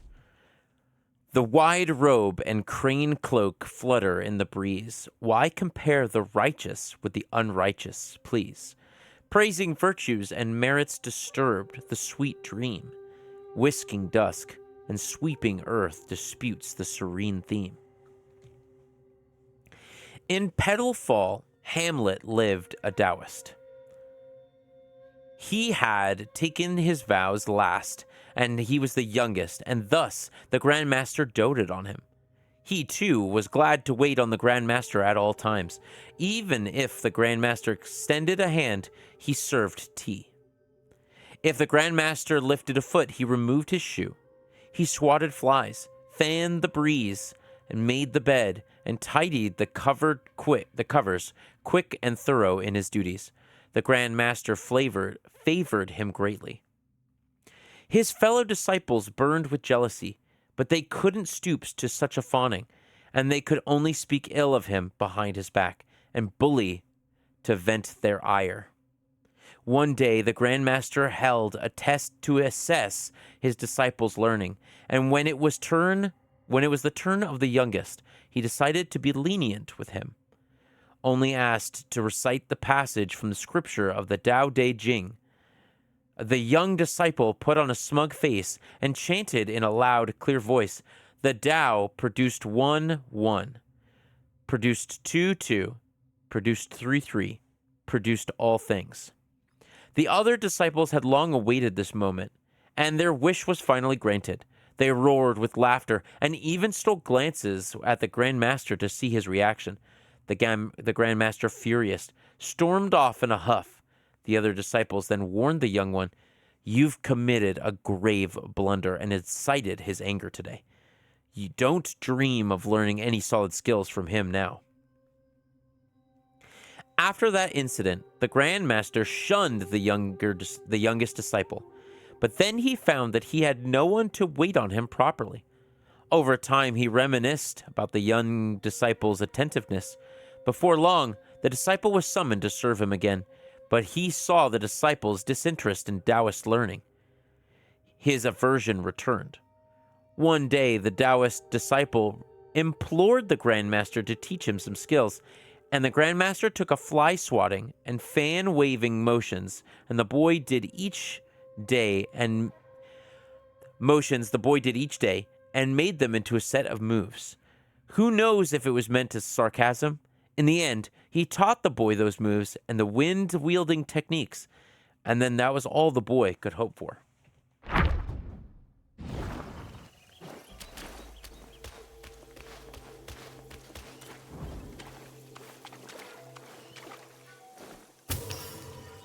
And this is the staff wielding.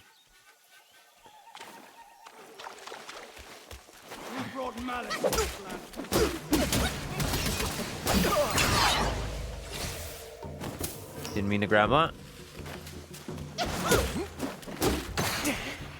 Oh.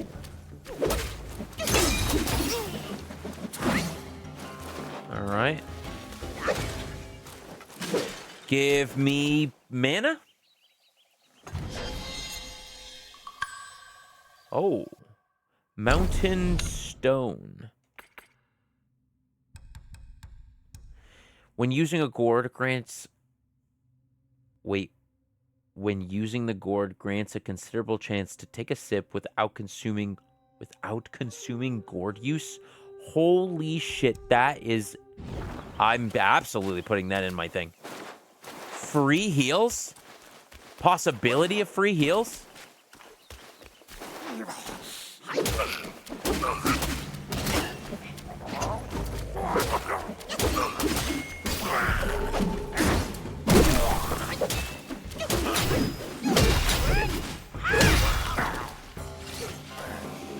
Oh, shit.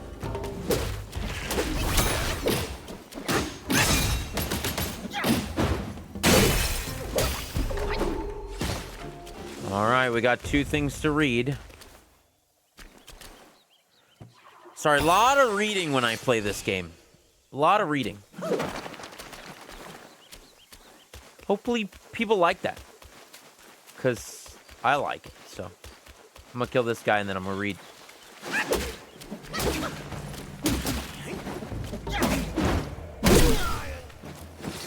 Does Monkey just use staff even if you have the sword equipped? Yes, so the sword is a transformation. It transforms me into that character. That is the only way you can play without the staff. Now, there are different forms of the staff that you can have. I'll show you here in self-advancement. So you also get pillar stance, which allows you to like stand on top of the staff itself. I'm not exactly sure what the reason for this is, because I've never even felt the need to unlock it. And thrust stance, which is like you shove your staff forward. Again, still not sure exactly what the point of this one is.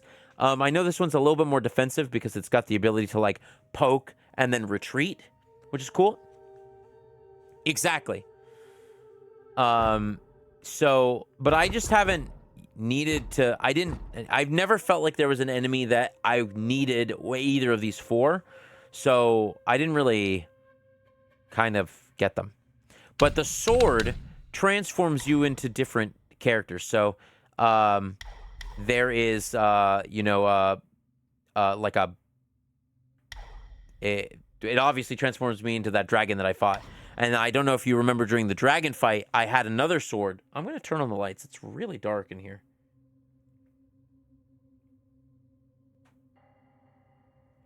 There we go. I had another sword that turned me into a giant fox, which was kind of cool. So each of them is a different kind of character. All right, the Staff Taoist. Fairy mountains, cloud, and waters are connected to the horizon, and home is nowhere to be seen. Holding a stick, I walk far into the dangerous nest and enjoy the white snow and yellow buds. Long ago, a mountain village sat on a ridge teeming with insects. Strange things kept happening, so the villagers all moved out, leaving a deserted village. In the village below lived a young man. His mother had died, and his father was poor wastrel who paid him no mind. Wastrel? I've never heard that word before. The villagers looked down on him and often abused him. He felt like he couldn't endure such disdain, so he fled to live in the abandoned village. Little did he know, the village was claimed by a swarm of insect guais. As soon as the young man reached the ridge, the yaguais, seized him, and he didn't fight back. As a deep-rooted death wish stemming from a life without attachment, had long infested his heart. Seeing his resignation, the insects didn't harm him. Instead, they provided him shelter in a dilapidated shack. That night, a middle-aged Taoist brought him food and clothing. I heard you have nowhere to go, so I brought you some things for daily use. If you don't take mind, take me as your master and stay here. I can teach you practices for ascension. The youth hadn't cared for it in so long. He eagerly donned a Taoist robe, performed the rites to acknowledge his master. From then on, he lived and trained with the insect guais. They spent their days dining and walking together, and at night they slept side by side. One day, a scholar barged into the young man's room. I've just escaped from the yaguai's lair and had trapped me in a cocoon sack. And I'm unsure of their intentions. I'm fleeing this place. You're human. You should come with me. The young man shook his head. I'm content here. Why should I leave? The scholars grew angry. Because they were yaguais, and you're human. And even if they don't harm you, staying with them long enough will turn you into a yaguai as well. You're right, the young man said as he grabbed his staff and knocked the scholar to the ground. But even if I turn into a yaguai, I will so do it gladly. The scholar deemed that the young man was past saving. Gritting his teeth against the pain, he crawled out of the door and fled alone. What is this, reading simulator? I mean, this game is... The lore is the best part. The reading is the best part. If they take this amount of time to write, if this amount of writing is in a game, you should read it. Bro said, take me! Bug says, nah, fam. I ain't gonna take him. He doesn't need killing. Roasted. By the way, Ollie, did you get anything in the mail? I don't know if you would have gotten it by now. I'm not sure. Let me know if you do. Pine. Snake Herbalist. That's a cool name. Snake Herbalist. Pine. Bamboo. Plum. Grant him blue hue. If it's in the P.O. box, you haven't gone in a while. Going tomorrow, though. Okay.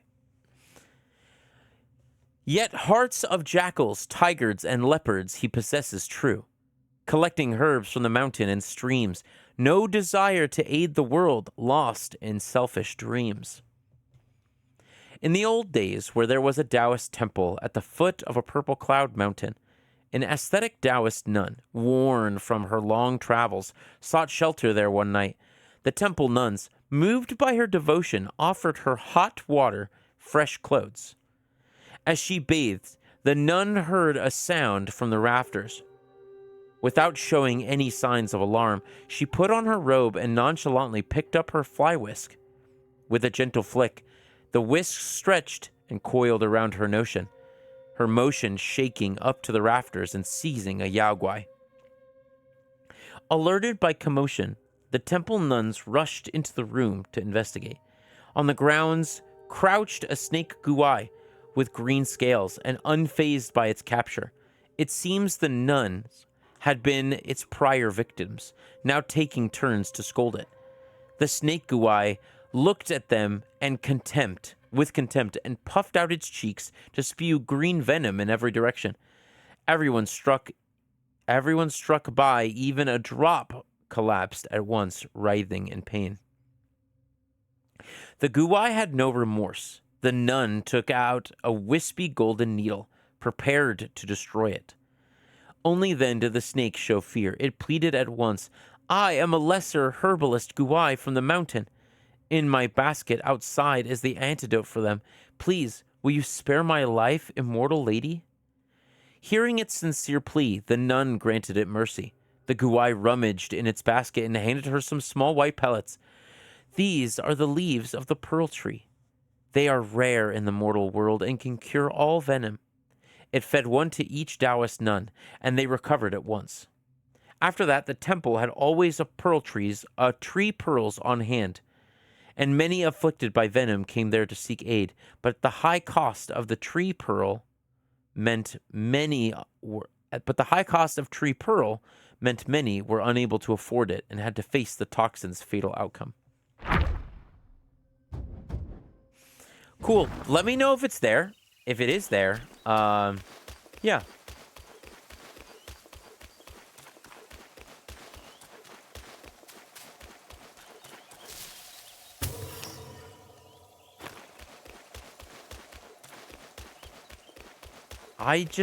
I have a... Die. Hello.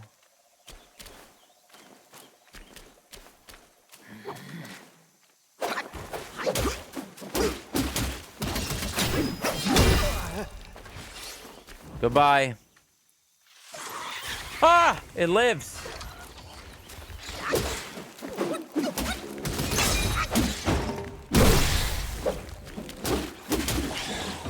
I do a lot of damage now.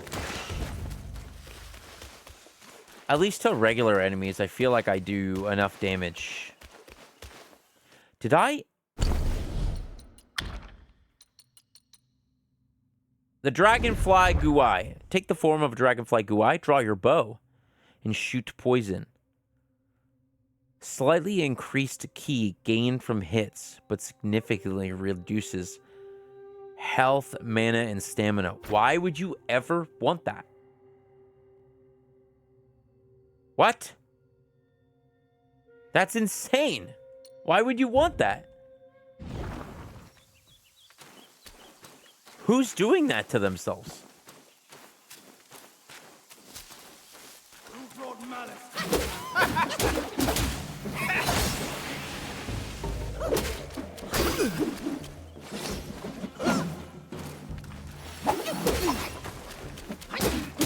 There we go.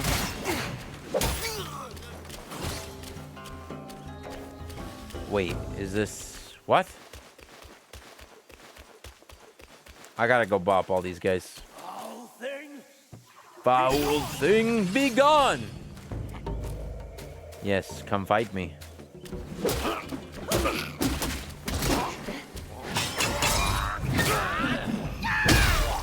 Goodbye. What the fuck is that? No.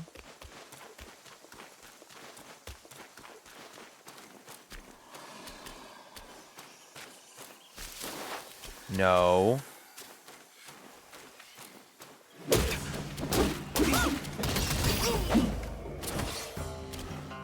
Hey, buddy. Oh, shit.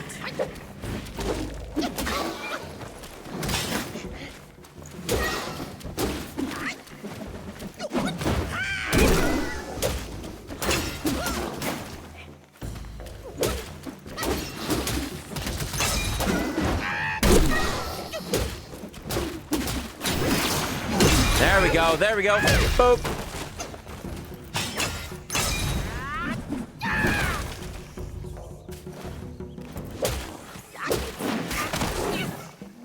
I feel like I did dodge that, but... Alright. Littlefoot literally let himself go. The Snake Sheriff. He was a sheriff. Snake Sheriff. A head so large, a tail so thin, 7 feet long. A patterned form, electric eyes, fierce and strong, with white tiger stripes. It boasts with pride. With tiger stripes, it boasts with pride, yet beneath its head a strange guise hides. In the mountain, there was a tiger with a strong desire for the Tao. He traveled across the high mountains with great rivers, seeking the Taoist temple to practice. However, his Taoist affinity was thin, and he couldn't find a master willing to accept him until he reached the webbed ridge, hoping to become a disciple under the accomplished immortal. At first, the immortal master disdained him for being a mere tiger, unlike his other disciples, and refused to meet him. The tiger knelt outside of the mountain gate for several days without rising. The immortal master, sensing his sincerity, gave him a chance and accepted him as an outer disciple. Unexpectedly, the tiger had no steadfastness. After the initial fervor, he didn't put in the effort. The immortal master advised him, "One's practice relies on oneself, not the master." But the tiger couldn't grasp this and was punished to guard the mountain. At the Forest of Ferocity. Feeling resentful, the tiger became even lazier, spending his days idly under the tree and cursing his master to pass the time. One day, while half asleep under the tree, complaining about his master, he suddenly heard a soft sigh and felt something slipped into his mouth.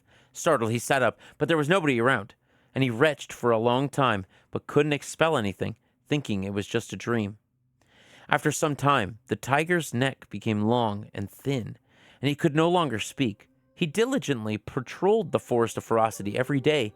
People whispered amongst themselves, "He started a Taoist practice with enthusiasm, but ended poorly. The master must have punished him, which is why he looks like this now. From now on, we'd best be careful."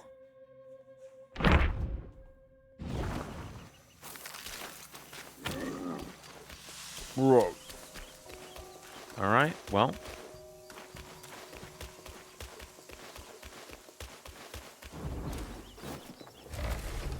I also feel like I missed a chest somewhere, but I don't know where.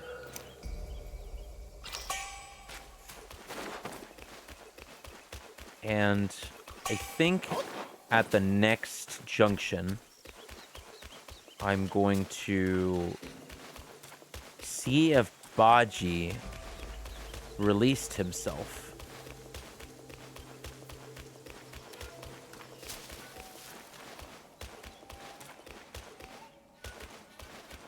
Because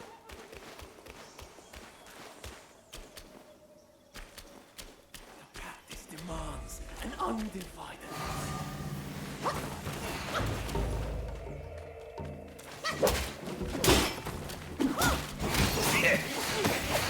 whoa! Evil. No evil here, not me.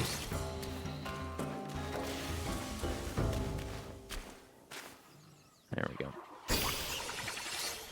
Poor Littlefoot. Another one.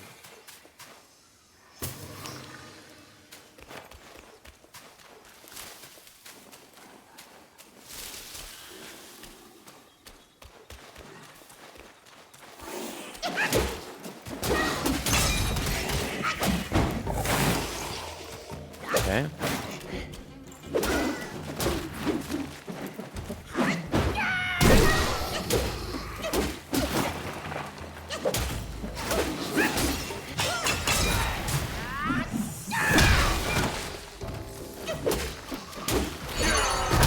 Baby head.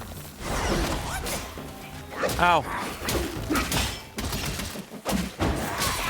Ow. What is this? Is that a new enemy? It is. What the fuck is that? The worm practitioner? What the fuck was that? Worm practitioner. Swallowing pills to hasten flight. In tainted streams he shares the blight. Better to seek straight and true than the cooked paths pursue. The disciples who practiced swordsmanship in the temple had been training under their master for a long time. Since joining the group, they had all harbored a wish to attain ascension, diligently practicing their skills with great perseverance. One day, the master finally informed his disciples that after rigorous training, their skill had become proficient, and he told them that they could now follow him into the mountain for a secluded meditation. If they were fortunate, they would achieve some ascension and become immortals. The disciples were overjoyed and eagerly packed their belongings to follow their master into the mountains. The master led them, using teleportation technique, into a breathlessly beautiful mountain. The mountain was rustling with gold leaves and presenting a scene of crisp, refreshing autumn weather. At the mountain's peak, there was a hamlet where they sat down their belongings. The master then led them along a path behind the hamlet to his summit. There was then a strands of silk hanging in the air, with one end suspended in the mountain mist and the other reaching high into the clouds, destination unknown. The master said, "This is a celestial ladder to the immortal kingdom. Hundreds of years ago, your senior brothers ascended to immortality from this very spot." And with that, he handed each of them a peculiar object of violet color and said, "This is your pill to aid in your ascension. Quickly, my disciples, consume it." The disciples, filled with excitement, immediately swallowed the larval-like objects. A few hesitated, only to see a terrifying and disgusting scene. The disciples, taken the pill, had transformed into a flat-headed, fleshy worm. Horrified, they questioned their master, shaking. The master shook his head and sighed, "When the opportunity arises and your courage fails, which makes you unfit to become immortals?" Before his sigh had ended, the disciples who had transformed into worms lunged at them. That's fucking weird, bro.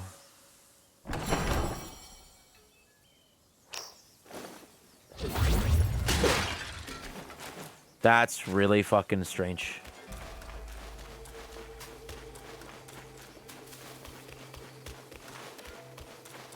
Nothing here.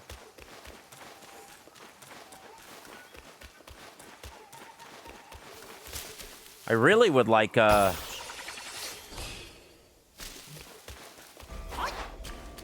save point.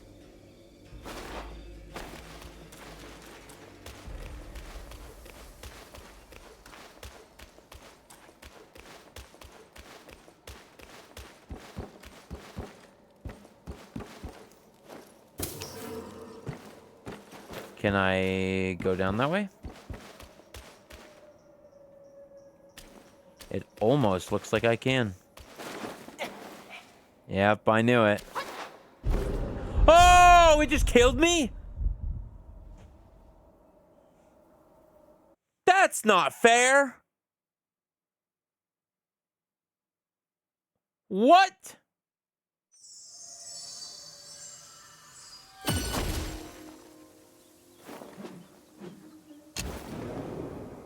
I feel cheated.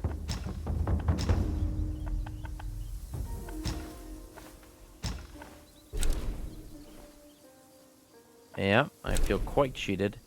Okay, the Gathering Cave was the last time. If we go to the Gathering Cave, will that guy have broken out?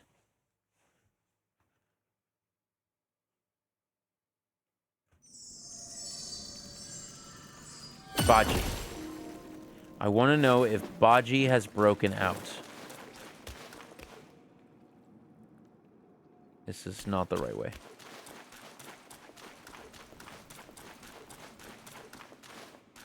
Can I even get back there?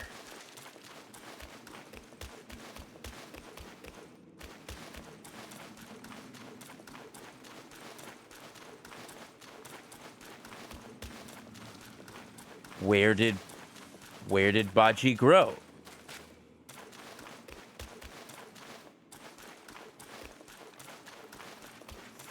Can I walk up this way and past where I was at?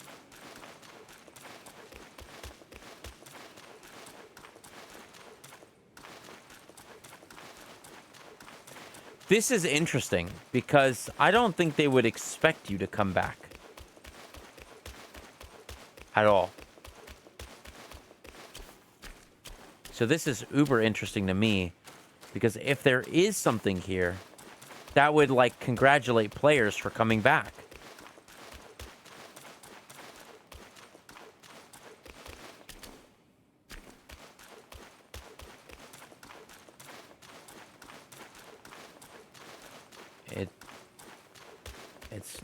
It's not looking good though. It is not looking good. Nope, there's actually nothing here.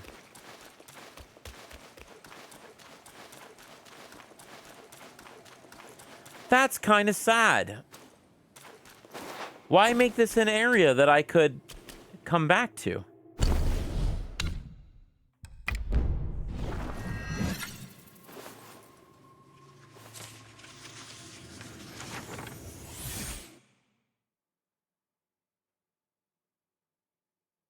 Okay, let's see. Yeah, I guess.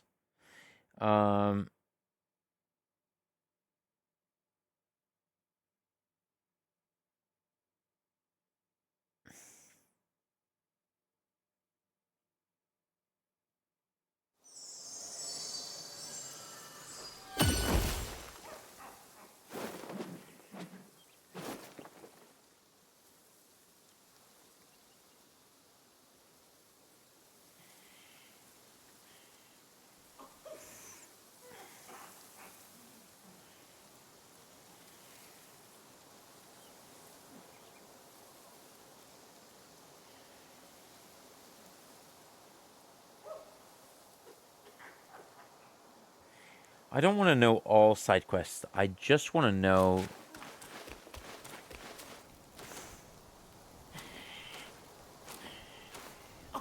Self-refinement is the way to make gold. This is I'll what take my three ceaseless toil medicine. finally yields.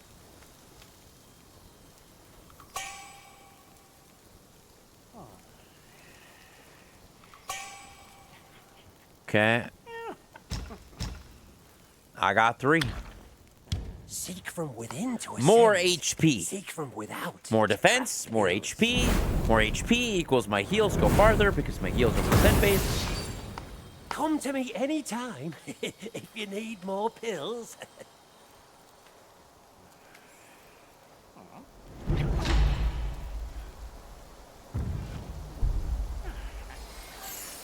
And now I'm gonna talk to No this shame guy. in taking the pills. More unfair are the innate skills. Dewdrops, honey brew. Store. Immortal Blessing Gourd. Health recovery is halved, but attack is increased for a short duration after using the gourd. That's what you get for the left and right hand?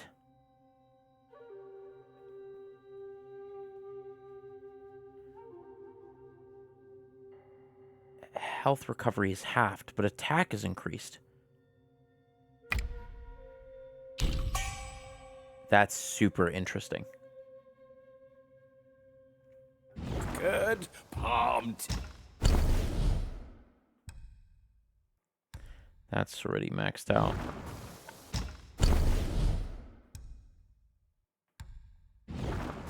Next time. Can I, it does not upgrade. Okay.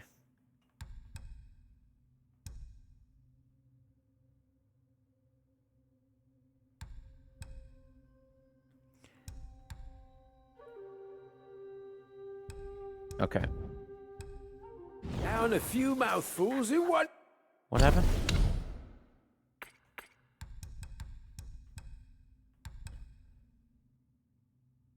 Upon use, instantly reset all cooldowns for spells. Okay. Oh, it's delightful. Okay, I forgot to get this guy to fix my stuff. Brew. So, massively increases health, duration. Would I rather have, instead of damage reduction, free heals?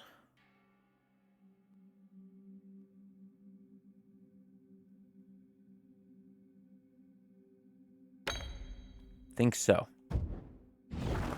Free heals sounds pretty good.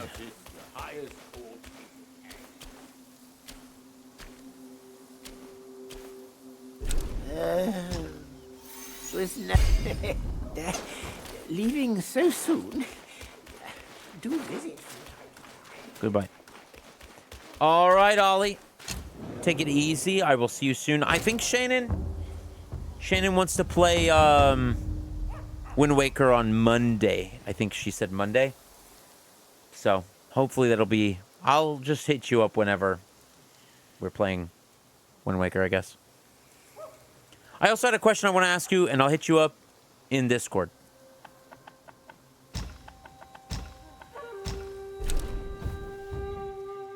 You got it. What did I want to do? Later. Later, skater. Get it? It's funny. I'm dumb, and I think it's funny.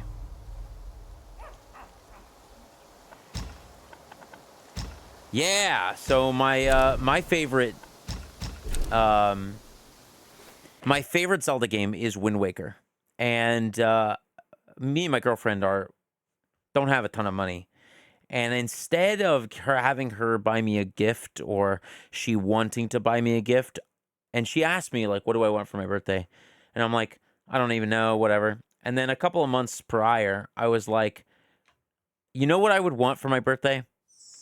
I just want you to stream Wind Waker with me. I want you to play through my favorite Zelda game. You're really enjoying Breath of the Wild and Tears of the Kingdom. And I think it would be cool for you to see and to get your take on one of my favorite Zelda games. Because she doesn't play. I should say specifically, she doesn't play Zelda games. So, until Tears of the Kingdom. Or Breath of the Wild. Till I started playing Tears of the Kingdom, she picked up Breath of the Wild. I'm just gonna run past all these people. And so she's... To this land of peace. So she, Ocarina of Time is your favorite? Wind Waker is your second.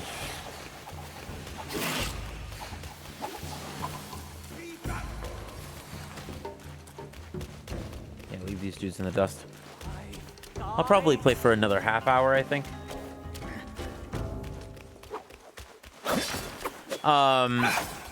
See, Ocarina of Time, I think I played it at the wrong time. Because I didn't have a lot of fun with Ocarina of Time when I played it.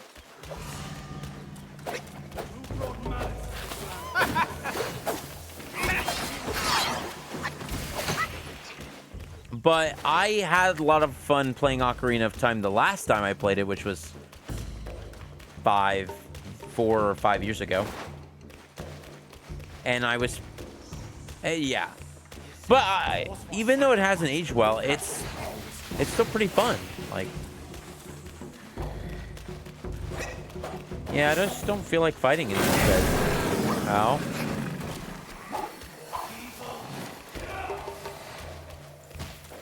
Goodbye.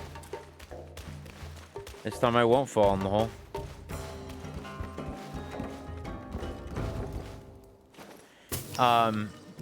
But the music, TechWiz, is We are in. the music is the reason why I wanted to stream it, because I did a raffle for my birthday, for charity, where we raffled off the Wind Waker vinyl record collection, or vinyl record set, which is really cool because it came with well, I raffled off a lot of vinyl records. They were all Wind Waker themed, but the coup de grace was the Wind Waker one. And it's a 3 LP set that each disc is, one disc is red, one disc is blue, and one disc is green.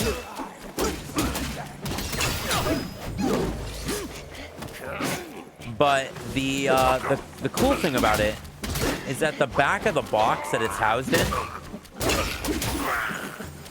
is a water map of the map, which is so cool. So like you turn it upside down and it's got like cool. I'll send you a. Hold on.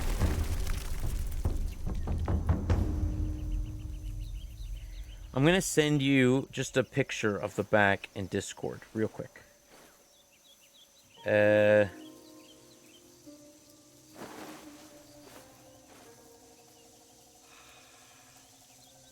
Gallery.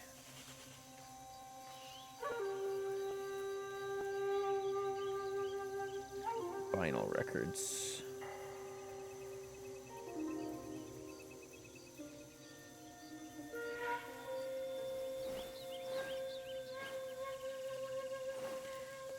This is what the set look like, front and back.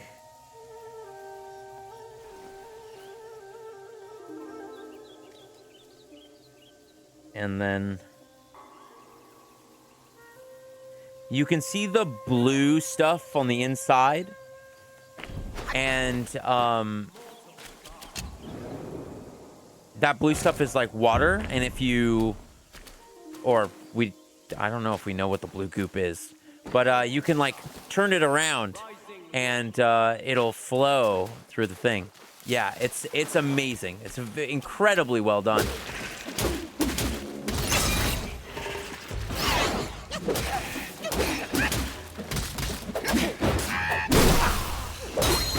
And it's a fan-made project, so it's not like, you know,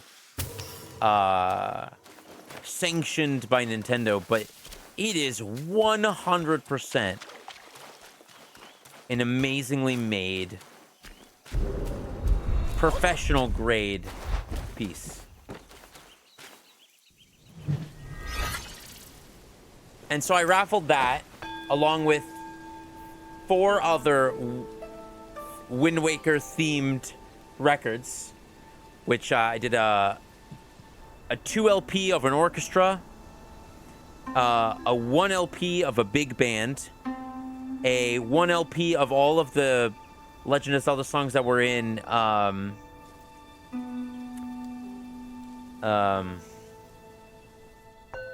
Super Smash Bros. Ultimate, and a 1 LP version of Wind Waker music that's not amazing, but it is listenable. And we raised $3,400. It was $7. It was $7 a ticket. It was $7 a ticket, and I usually have a cap on the amount of tickets that you can get, but I didn't have a cap on this one, and we sold like 400 plus tickets.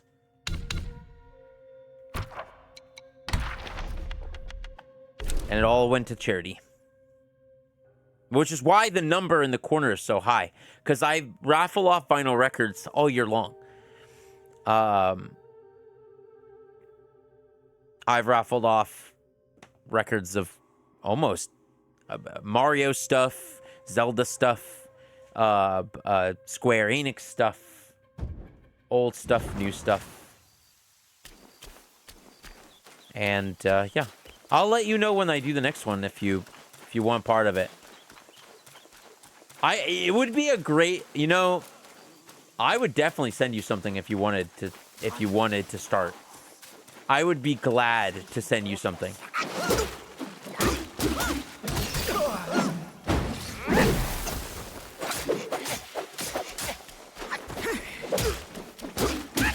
Did I?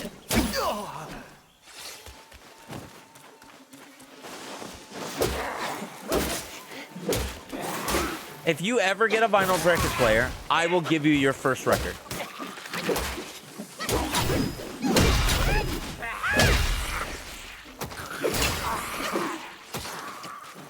Did I miss something? I feel like I missed something.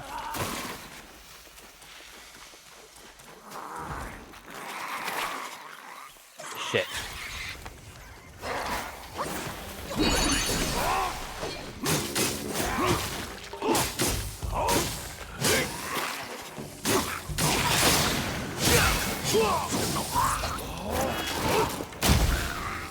That's cool.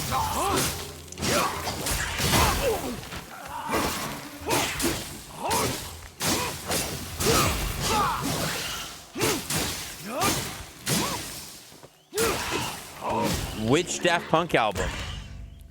Audio Technica has a play. So, if you want a starter album, just a starter player, Audio Technica has quite a few good ones that are just a pretty good starter one.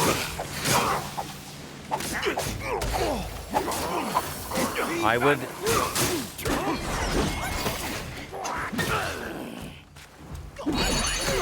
Random access? If you buy a player, I will buy you random access memories. I can guarantee I can get one.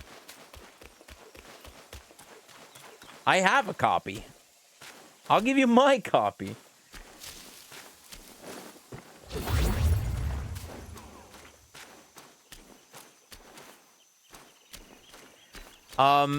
Their last album that they released is Random Access Memories, but not their last record.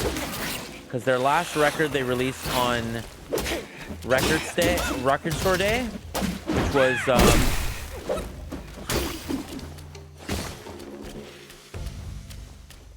it's not too much. Trust me, it is not too much.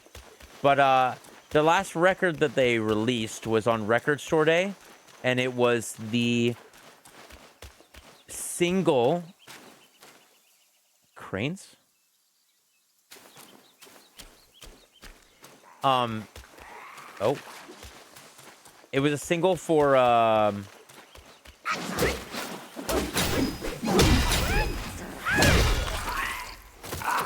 what's the word?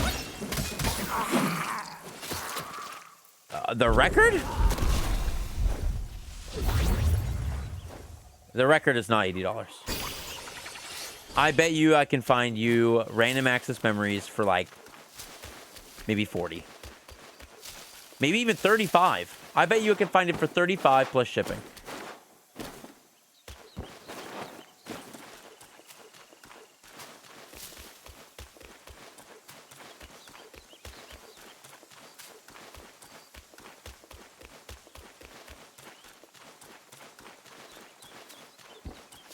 Did I hit this up? I think I did, right?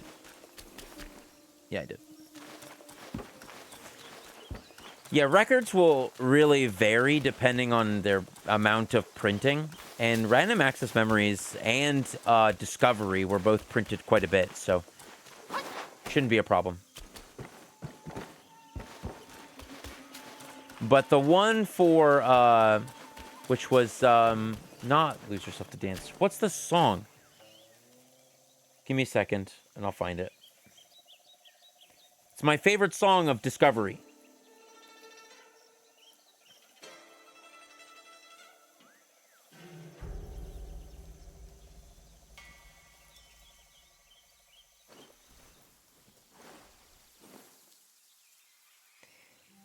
Something About Us. Something About Us. They did this limited edition press of just that song. Then they did so they did just that song. Then they did the demo version of that song. And then on the flip side, they did a bunch of remixes. And that one was only available on Record Store Day. It would probably be a lot of money now. But I'm not doing that. It was a single LP. With one song on, or with 2 songs on each side, or 3 songs on each side. Immortal sky, rising low, Spreading wings. Perching rooster. Tiger's pounce. Tail swing. Pecking swallow. What?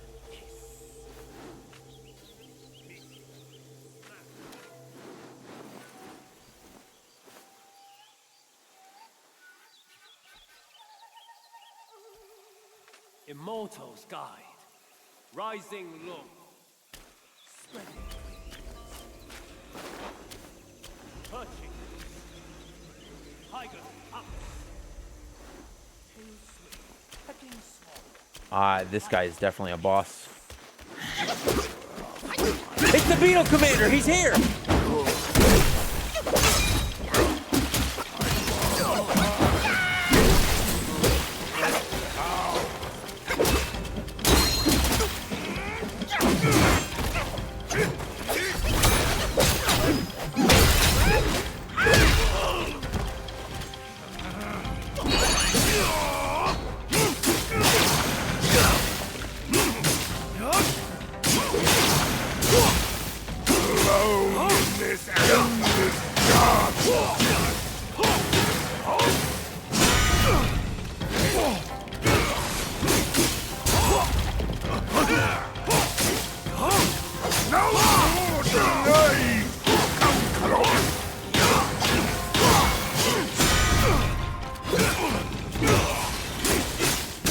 This form is kind of the shit.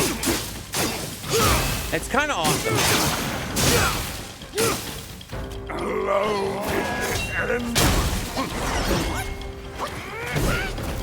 What the fuck? What the fuck? Get me out of here.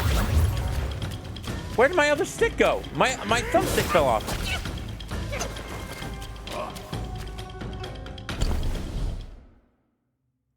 My thumbstick just straight off came off my controller.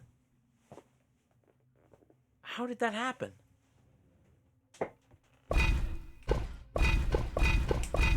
There you go. Now it's clicked into place. What the fuck? I'd rather die. There's no way out.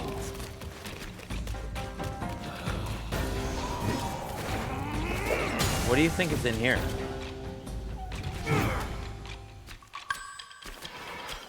A tablet? What is that? What is that? What does that do? I'm not in the middle of a boss fight. You are. Considerably increases critical hit chance when health is low. Okay.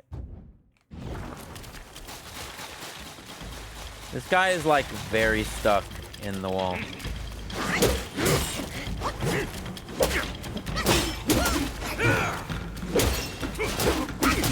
There's no leaving this cave.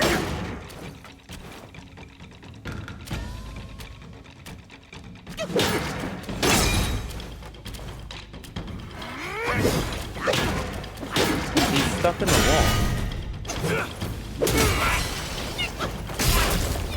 Whoa!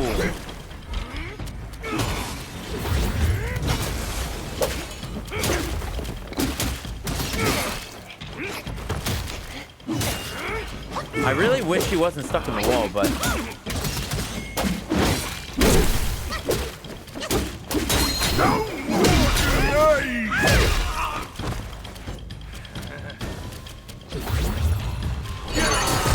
Maybe that'll get him stuck? No?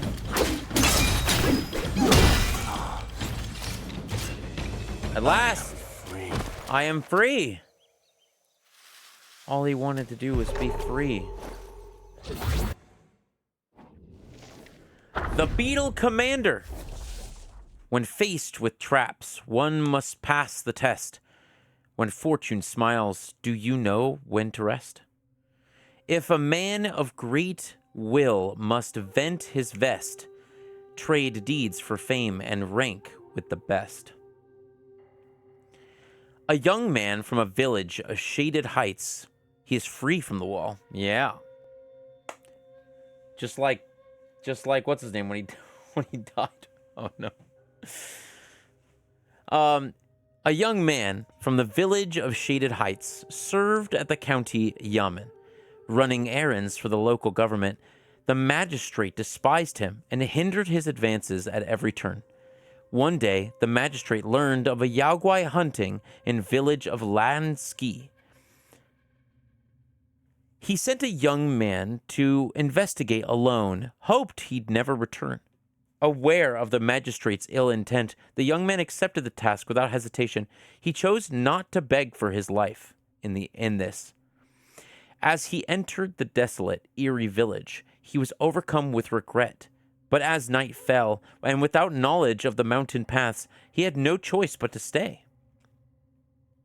He found a less dilapidated house with intact eaves, barred all doors and windows, and lit a lamp to steel himself for the long night, planning to depart at first light. The fear gripped him at midnight, so he practiced his swordplay to calm his nerves. After a while, a deep voice arose from the darkness above the rafters and said, "I am a Yaogwai of the Ridge. I meant to kill you, but your fine swordsmanship and the official blade, you must be a Yamen runner, yes?" The young man was startled, but needed to voice his woes. He shared his ordeal with the Yaogwai and drew sighs of empathy. The Yaogwai said, "I, too, was once Imperial Guard, but a treacherous court official cursed me into a beetle to scrape by in these hills. I long for death, but I wish to pass on my sword skills to someone worthy. Now, if you're willing to learn my skills, I offer to teach you." The young man dared not refuse, and as he agreed, a beetle over 3 meters tall descended from the shadows. His neck bore a thick carapace, like a general's helm. A beetle wielded twin blades with steadfast and forceful style that suited the young man's disposition. Overjoyed, the young man practiced with the beetle by fading lamplight till dawn. As they parted ways, the beetle kindly said, "The world these days is full of those lacking talent and virtue and ascending through flattery. Why tangle with them and sully yourself? Aim higher. A man should carve his own path." With a heavy laugh, the beetle left. This encounter changed the young man. He resigned from his position at the Yamen, enlisted the Border armies, and his superior swordsmanship elevated him to the rank of general, leading the troops against foreign foes, and he won victory after victory and became a famed commander.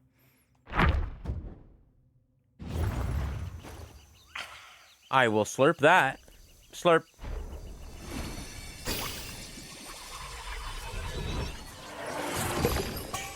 Please be cool. Please be cool. Please be cool. Please be cool. Please be cool enough to let me switch from the baby. The Beetle Commander. Take the form of a beetle commander. Spin the twin blades and hack the target. Spinning edges pulse, striking all nearby foes and dealing damage once. Okay, it is not as cool. And it gives you moderately increases poison resistance. Well, I don't really have a problem with poison now that my health is so high.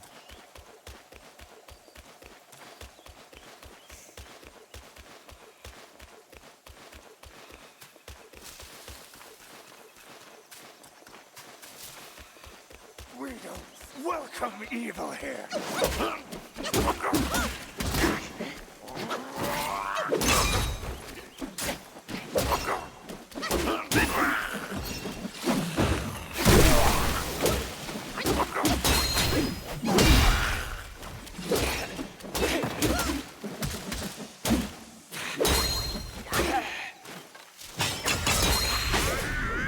And I have freed ye from your mortal bonds.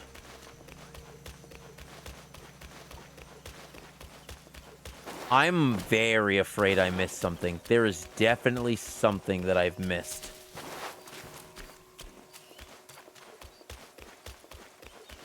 Oh, there's a chest here.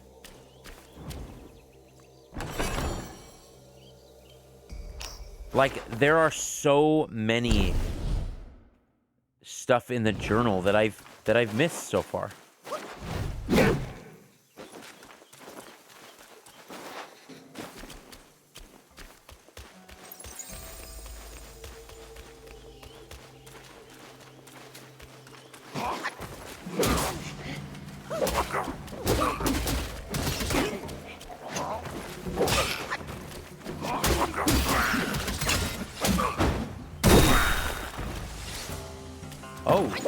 you can break the statue.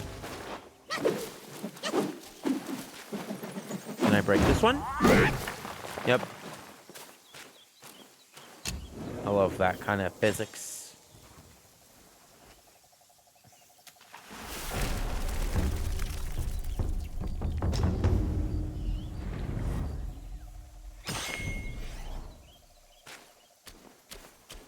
I don't really want to go higher than that.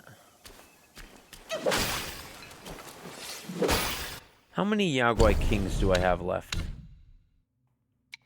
2, 3. That means I can't be at the and I'm missing an enemy too.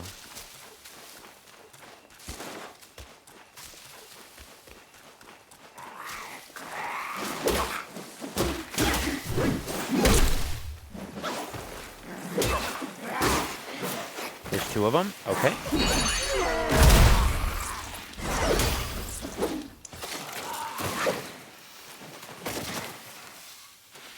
And I got poisoned.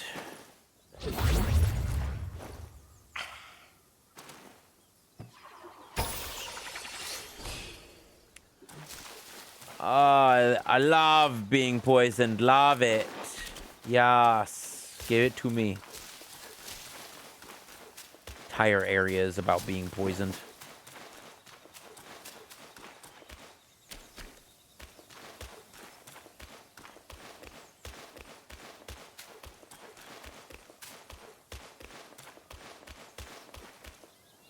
This looks like a final boss arena.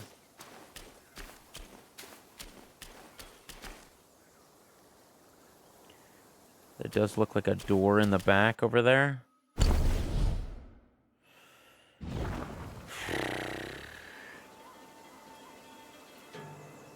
I'm just gonna wait till this poison ends. I'm gonna look.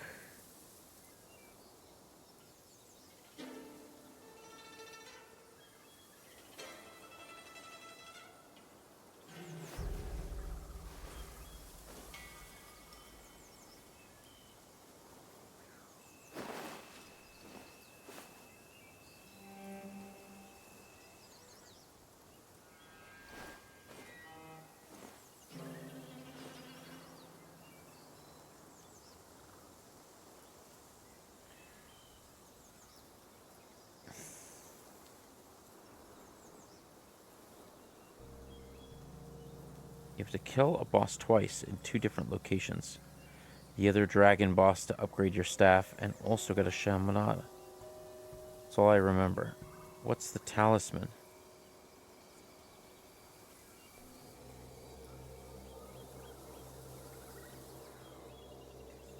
How many talismans?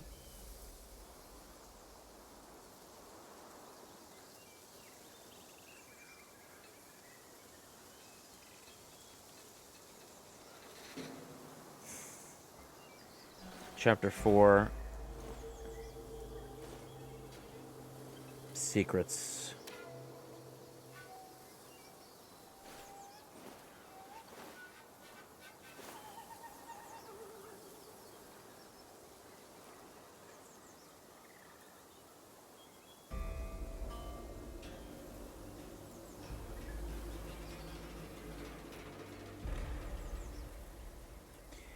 Okay, how do I get that? Fairly straightforward. Only track down, defeat an optional boss in both locations where he's hiding. First time you'll find a Venom. He'll be in the upper hollow. You can circle right. Okay. I beat that guy. Venom Taoist. Once defeated, he will vow his revenge and flee. You won't see him again until escaping the webbed hollow. After reaching the Temple of Yellow Flowers, head all the way through the temple to reach a large fork by part Court of Illumination Shrine.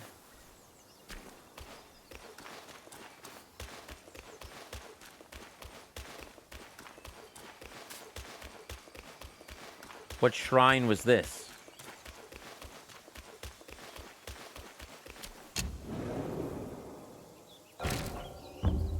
Temple entrance?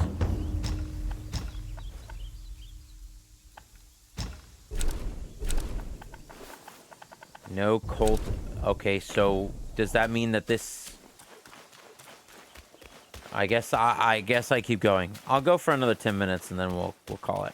Maybe I'll do a little bit of research on my own before I play again. Which I think I'll do Hunt Showdown tomorrow.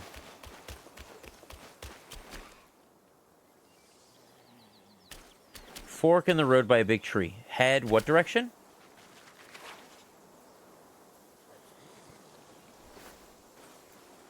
Taking the right will lead you up a long twisting mountain. Go right.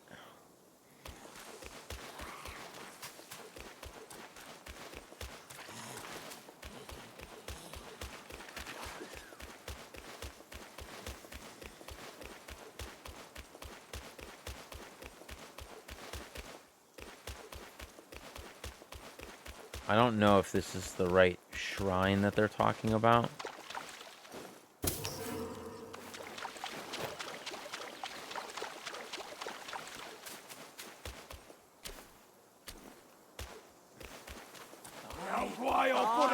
I will kill him.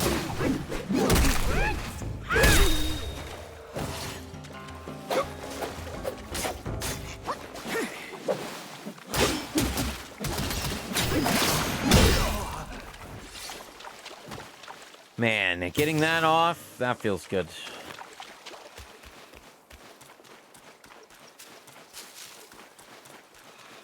There's still one more enemy that I haven't seen. Oh, shit!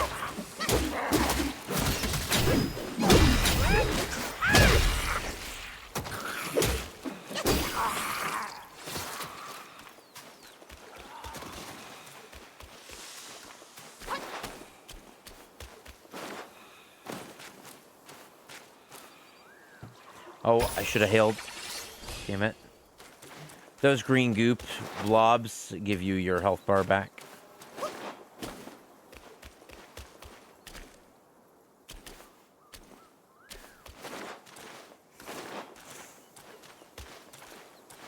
TechWiz, when are you coming back to the States? Like, how long are you visiting your family?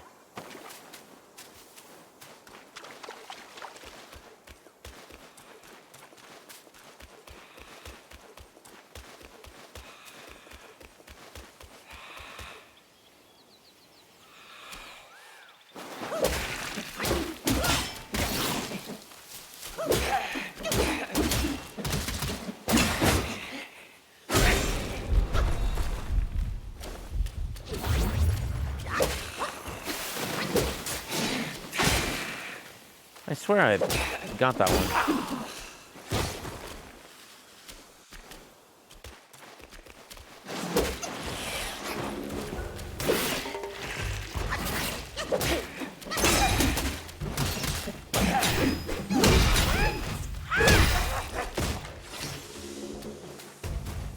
Sick.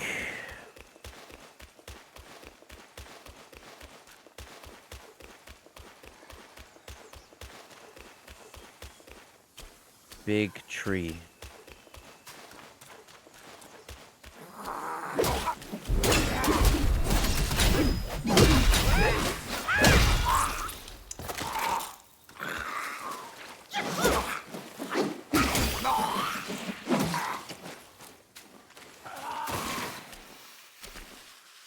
Oh, so they do blow up into goop.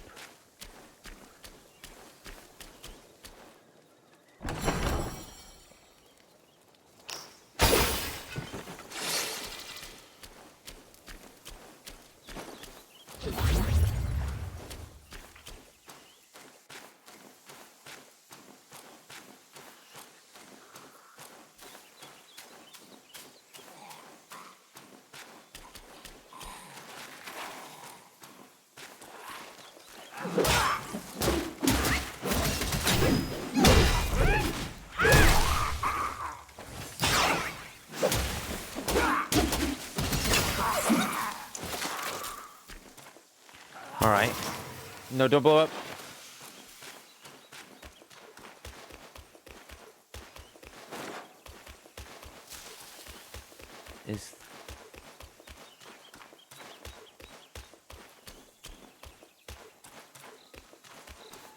I am zero clue about whether this is the right way or the wrong way.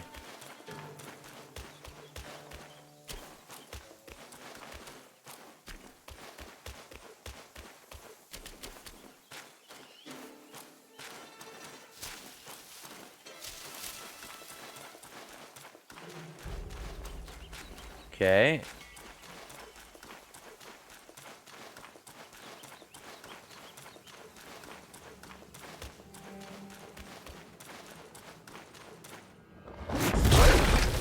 Yes, he's back. A sack for nothing but your sake. I'd appreciate a thank you, but you gave me torn arms. Now, in compensation, I'll claim yours.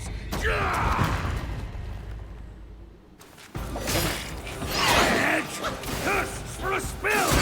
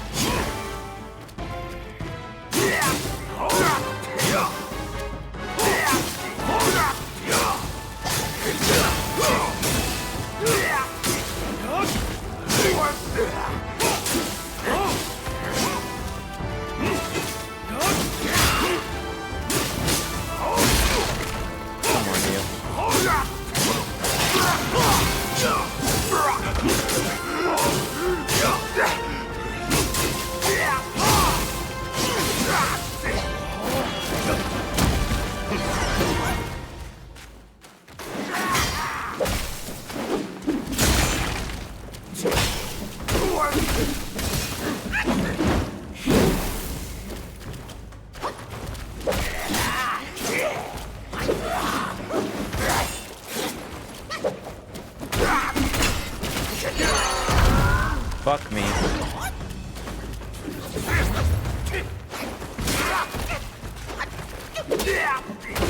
Swift blade speaks the loudest.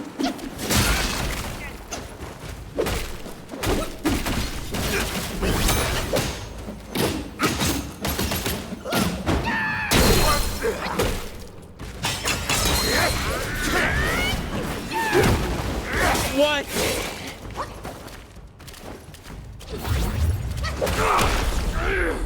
I had to put myself in there to figure out all the warp bruising of that many legs.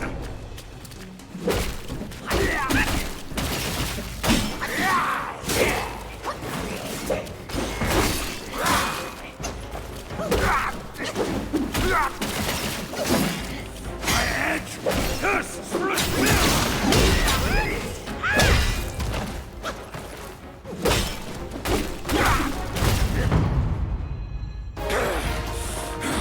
All right, you. I see now. There's never ascension from those sacks. Worthless limbs be gone! That old Taoist fooled me. My challenge was a delusion. What? Forget it! Face me in a fair fight.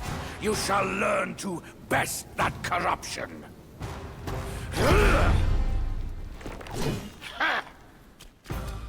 Slap!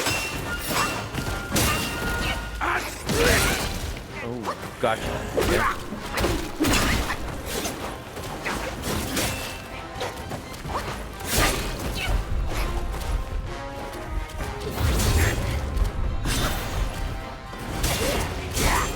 Okay.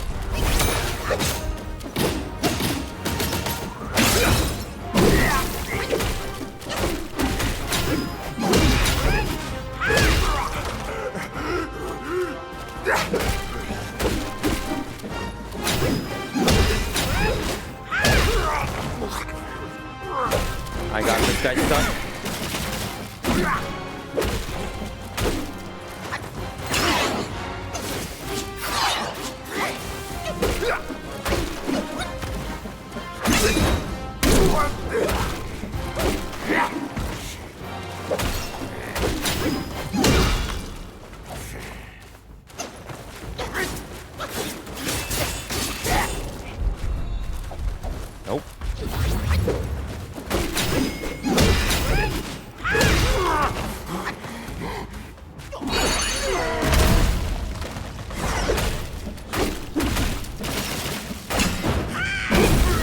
Gotcha. Okay. Find the needle. I have it. Purple Cloud Mountain.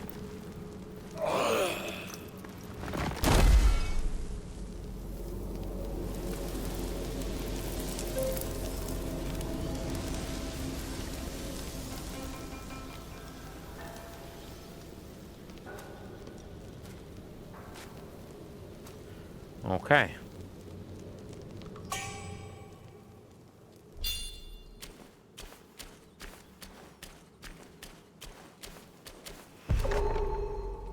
There we go. That's what I wanted. The Venom Taoist.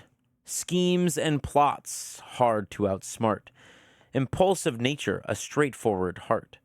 He should thank his twin blades. One cuts through folly, and one has the truth displayed. Gentle mountain breeze, wild flowers covered ground inside the stone cave behind the temple.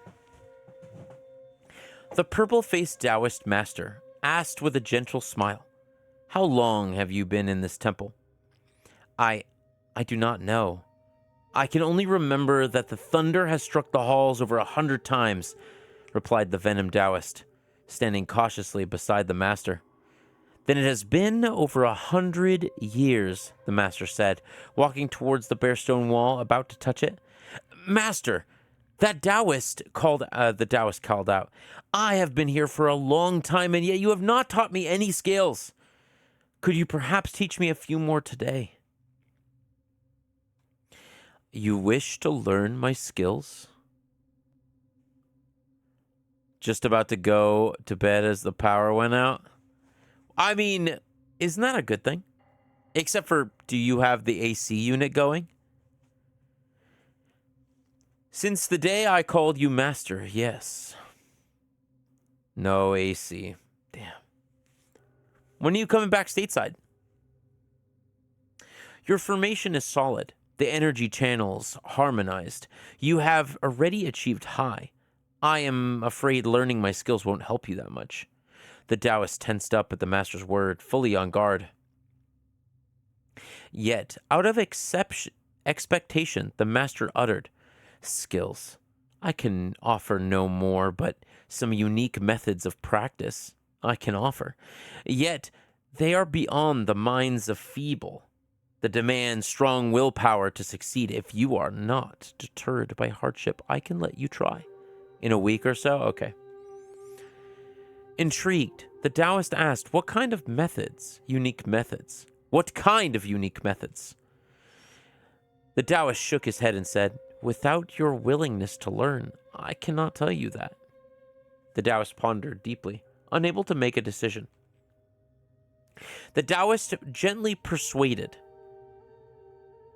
It is a path trodden by many of my disciples. If you come here and attempt nothing and achieve nothing, would it not be your journey in vain? Hearing this, the Taoist remembered his brother's instruction and inquired, what can this method achieve? It will refine your body, elevate your divine skills, and path to ascension shall be an ease. It is truly so profound. If you can find it not helping, you can stop at any time, the master said confidently. Moved by these words, the Taoist agreed immediately. I am ready to follow your instructions, master. Come with me, the Taoist said, glancing once more at the stone wall before leaving the Taoist away. You're leaving in a week? Well, I hope that it's not a hard week. Are you able to go to sleep now that the power's back on? Is the power back on?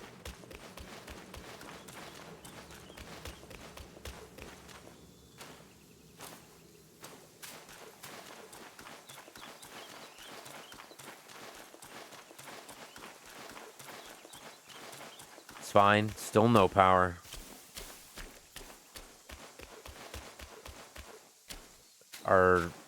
Are you guys gonna be okay?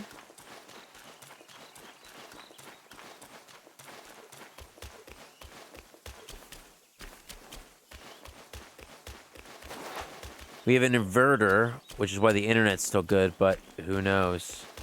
Well, I think the main thing is that your fridge is good, right? The fridge, freezer, anything food. Soul remigration pill.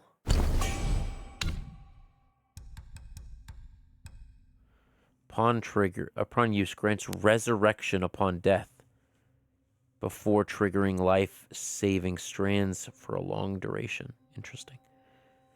Thankfully, it's mostly empty. Gotcha. Yeah, I'm sorry, man, that you're dealing with the hot and humid. Like, that sucks. I know that I live, again, like, on California West Coast. It's never that humid here. But my dad just moved to,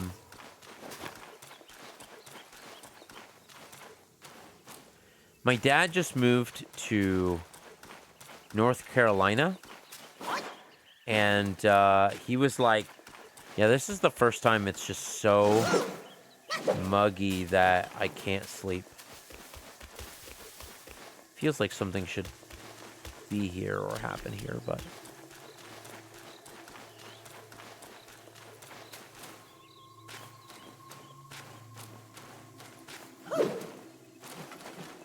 Okay, I'm going to touch this wall, and it's going to transport me to a new area, and then I'm going to call it a night.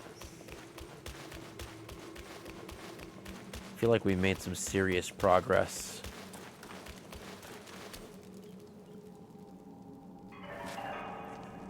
So I need the golden needle.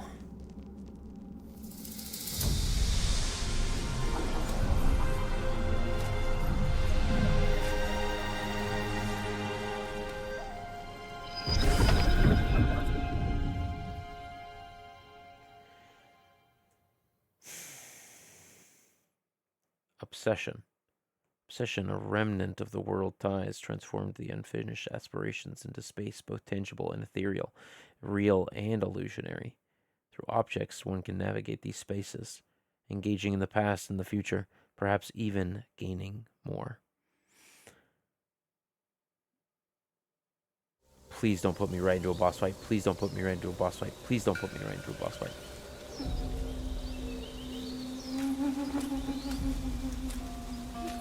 Okay, usually these areas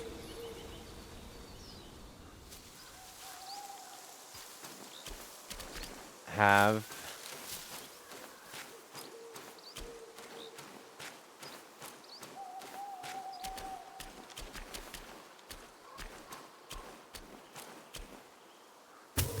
hopefully this area has something in the next, like, turn or corner.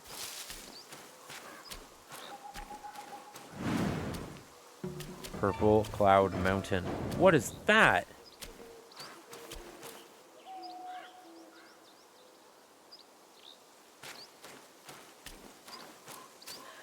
Husband.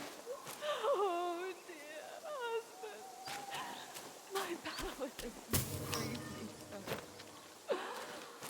All I can do is weep here, hoping that a kind passerby might find your remains.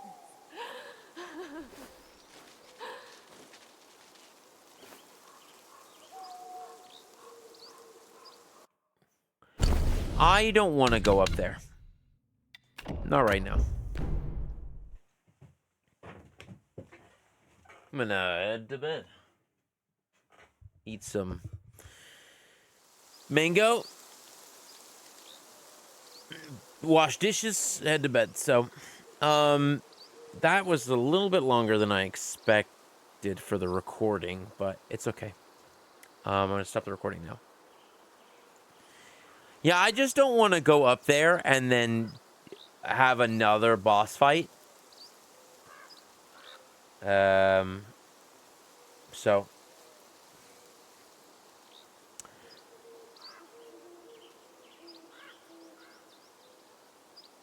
what was I gonna say?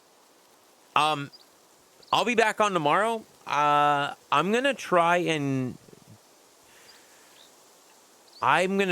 stream this weekend, but my problem is that my friend is coming to town, so we might stream together.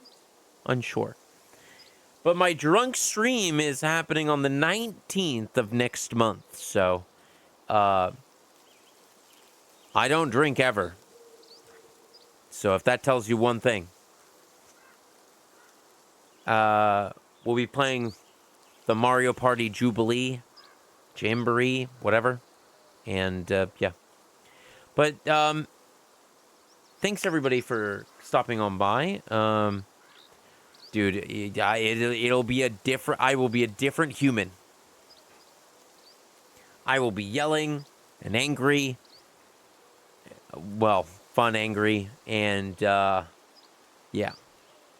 And it won't be in this office. It'll be in the living room, which will be awesome. So, I'm going to test out the computer this weekend. For me for night,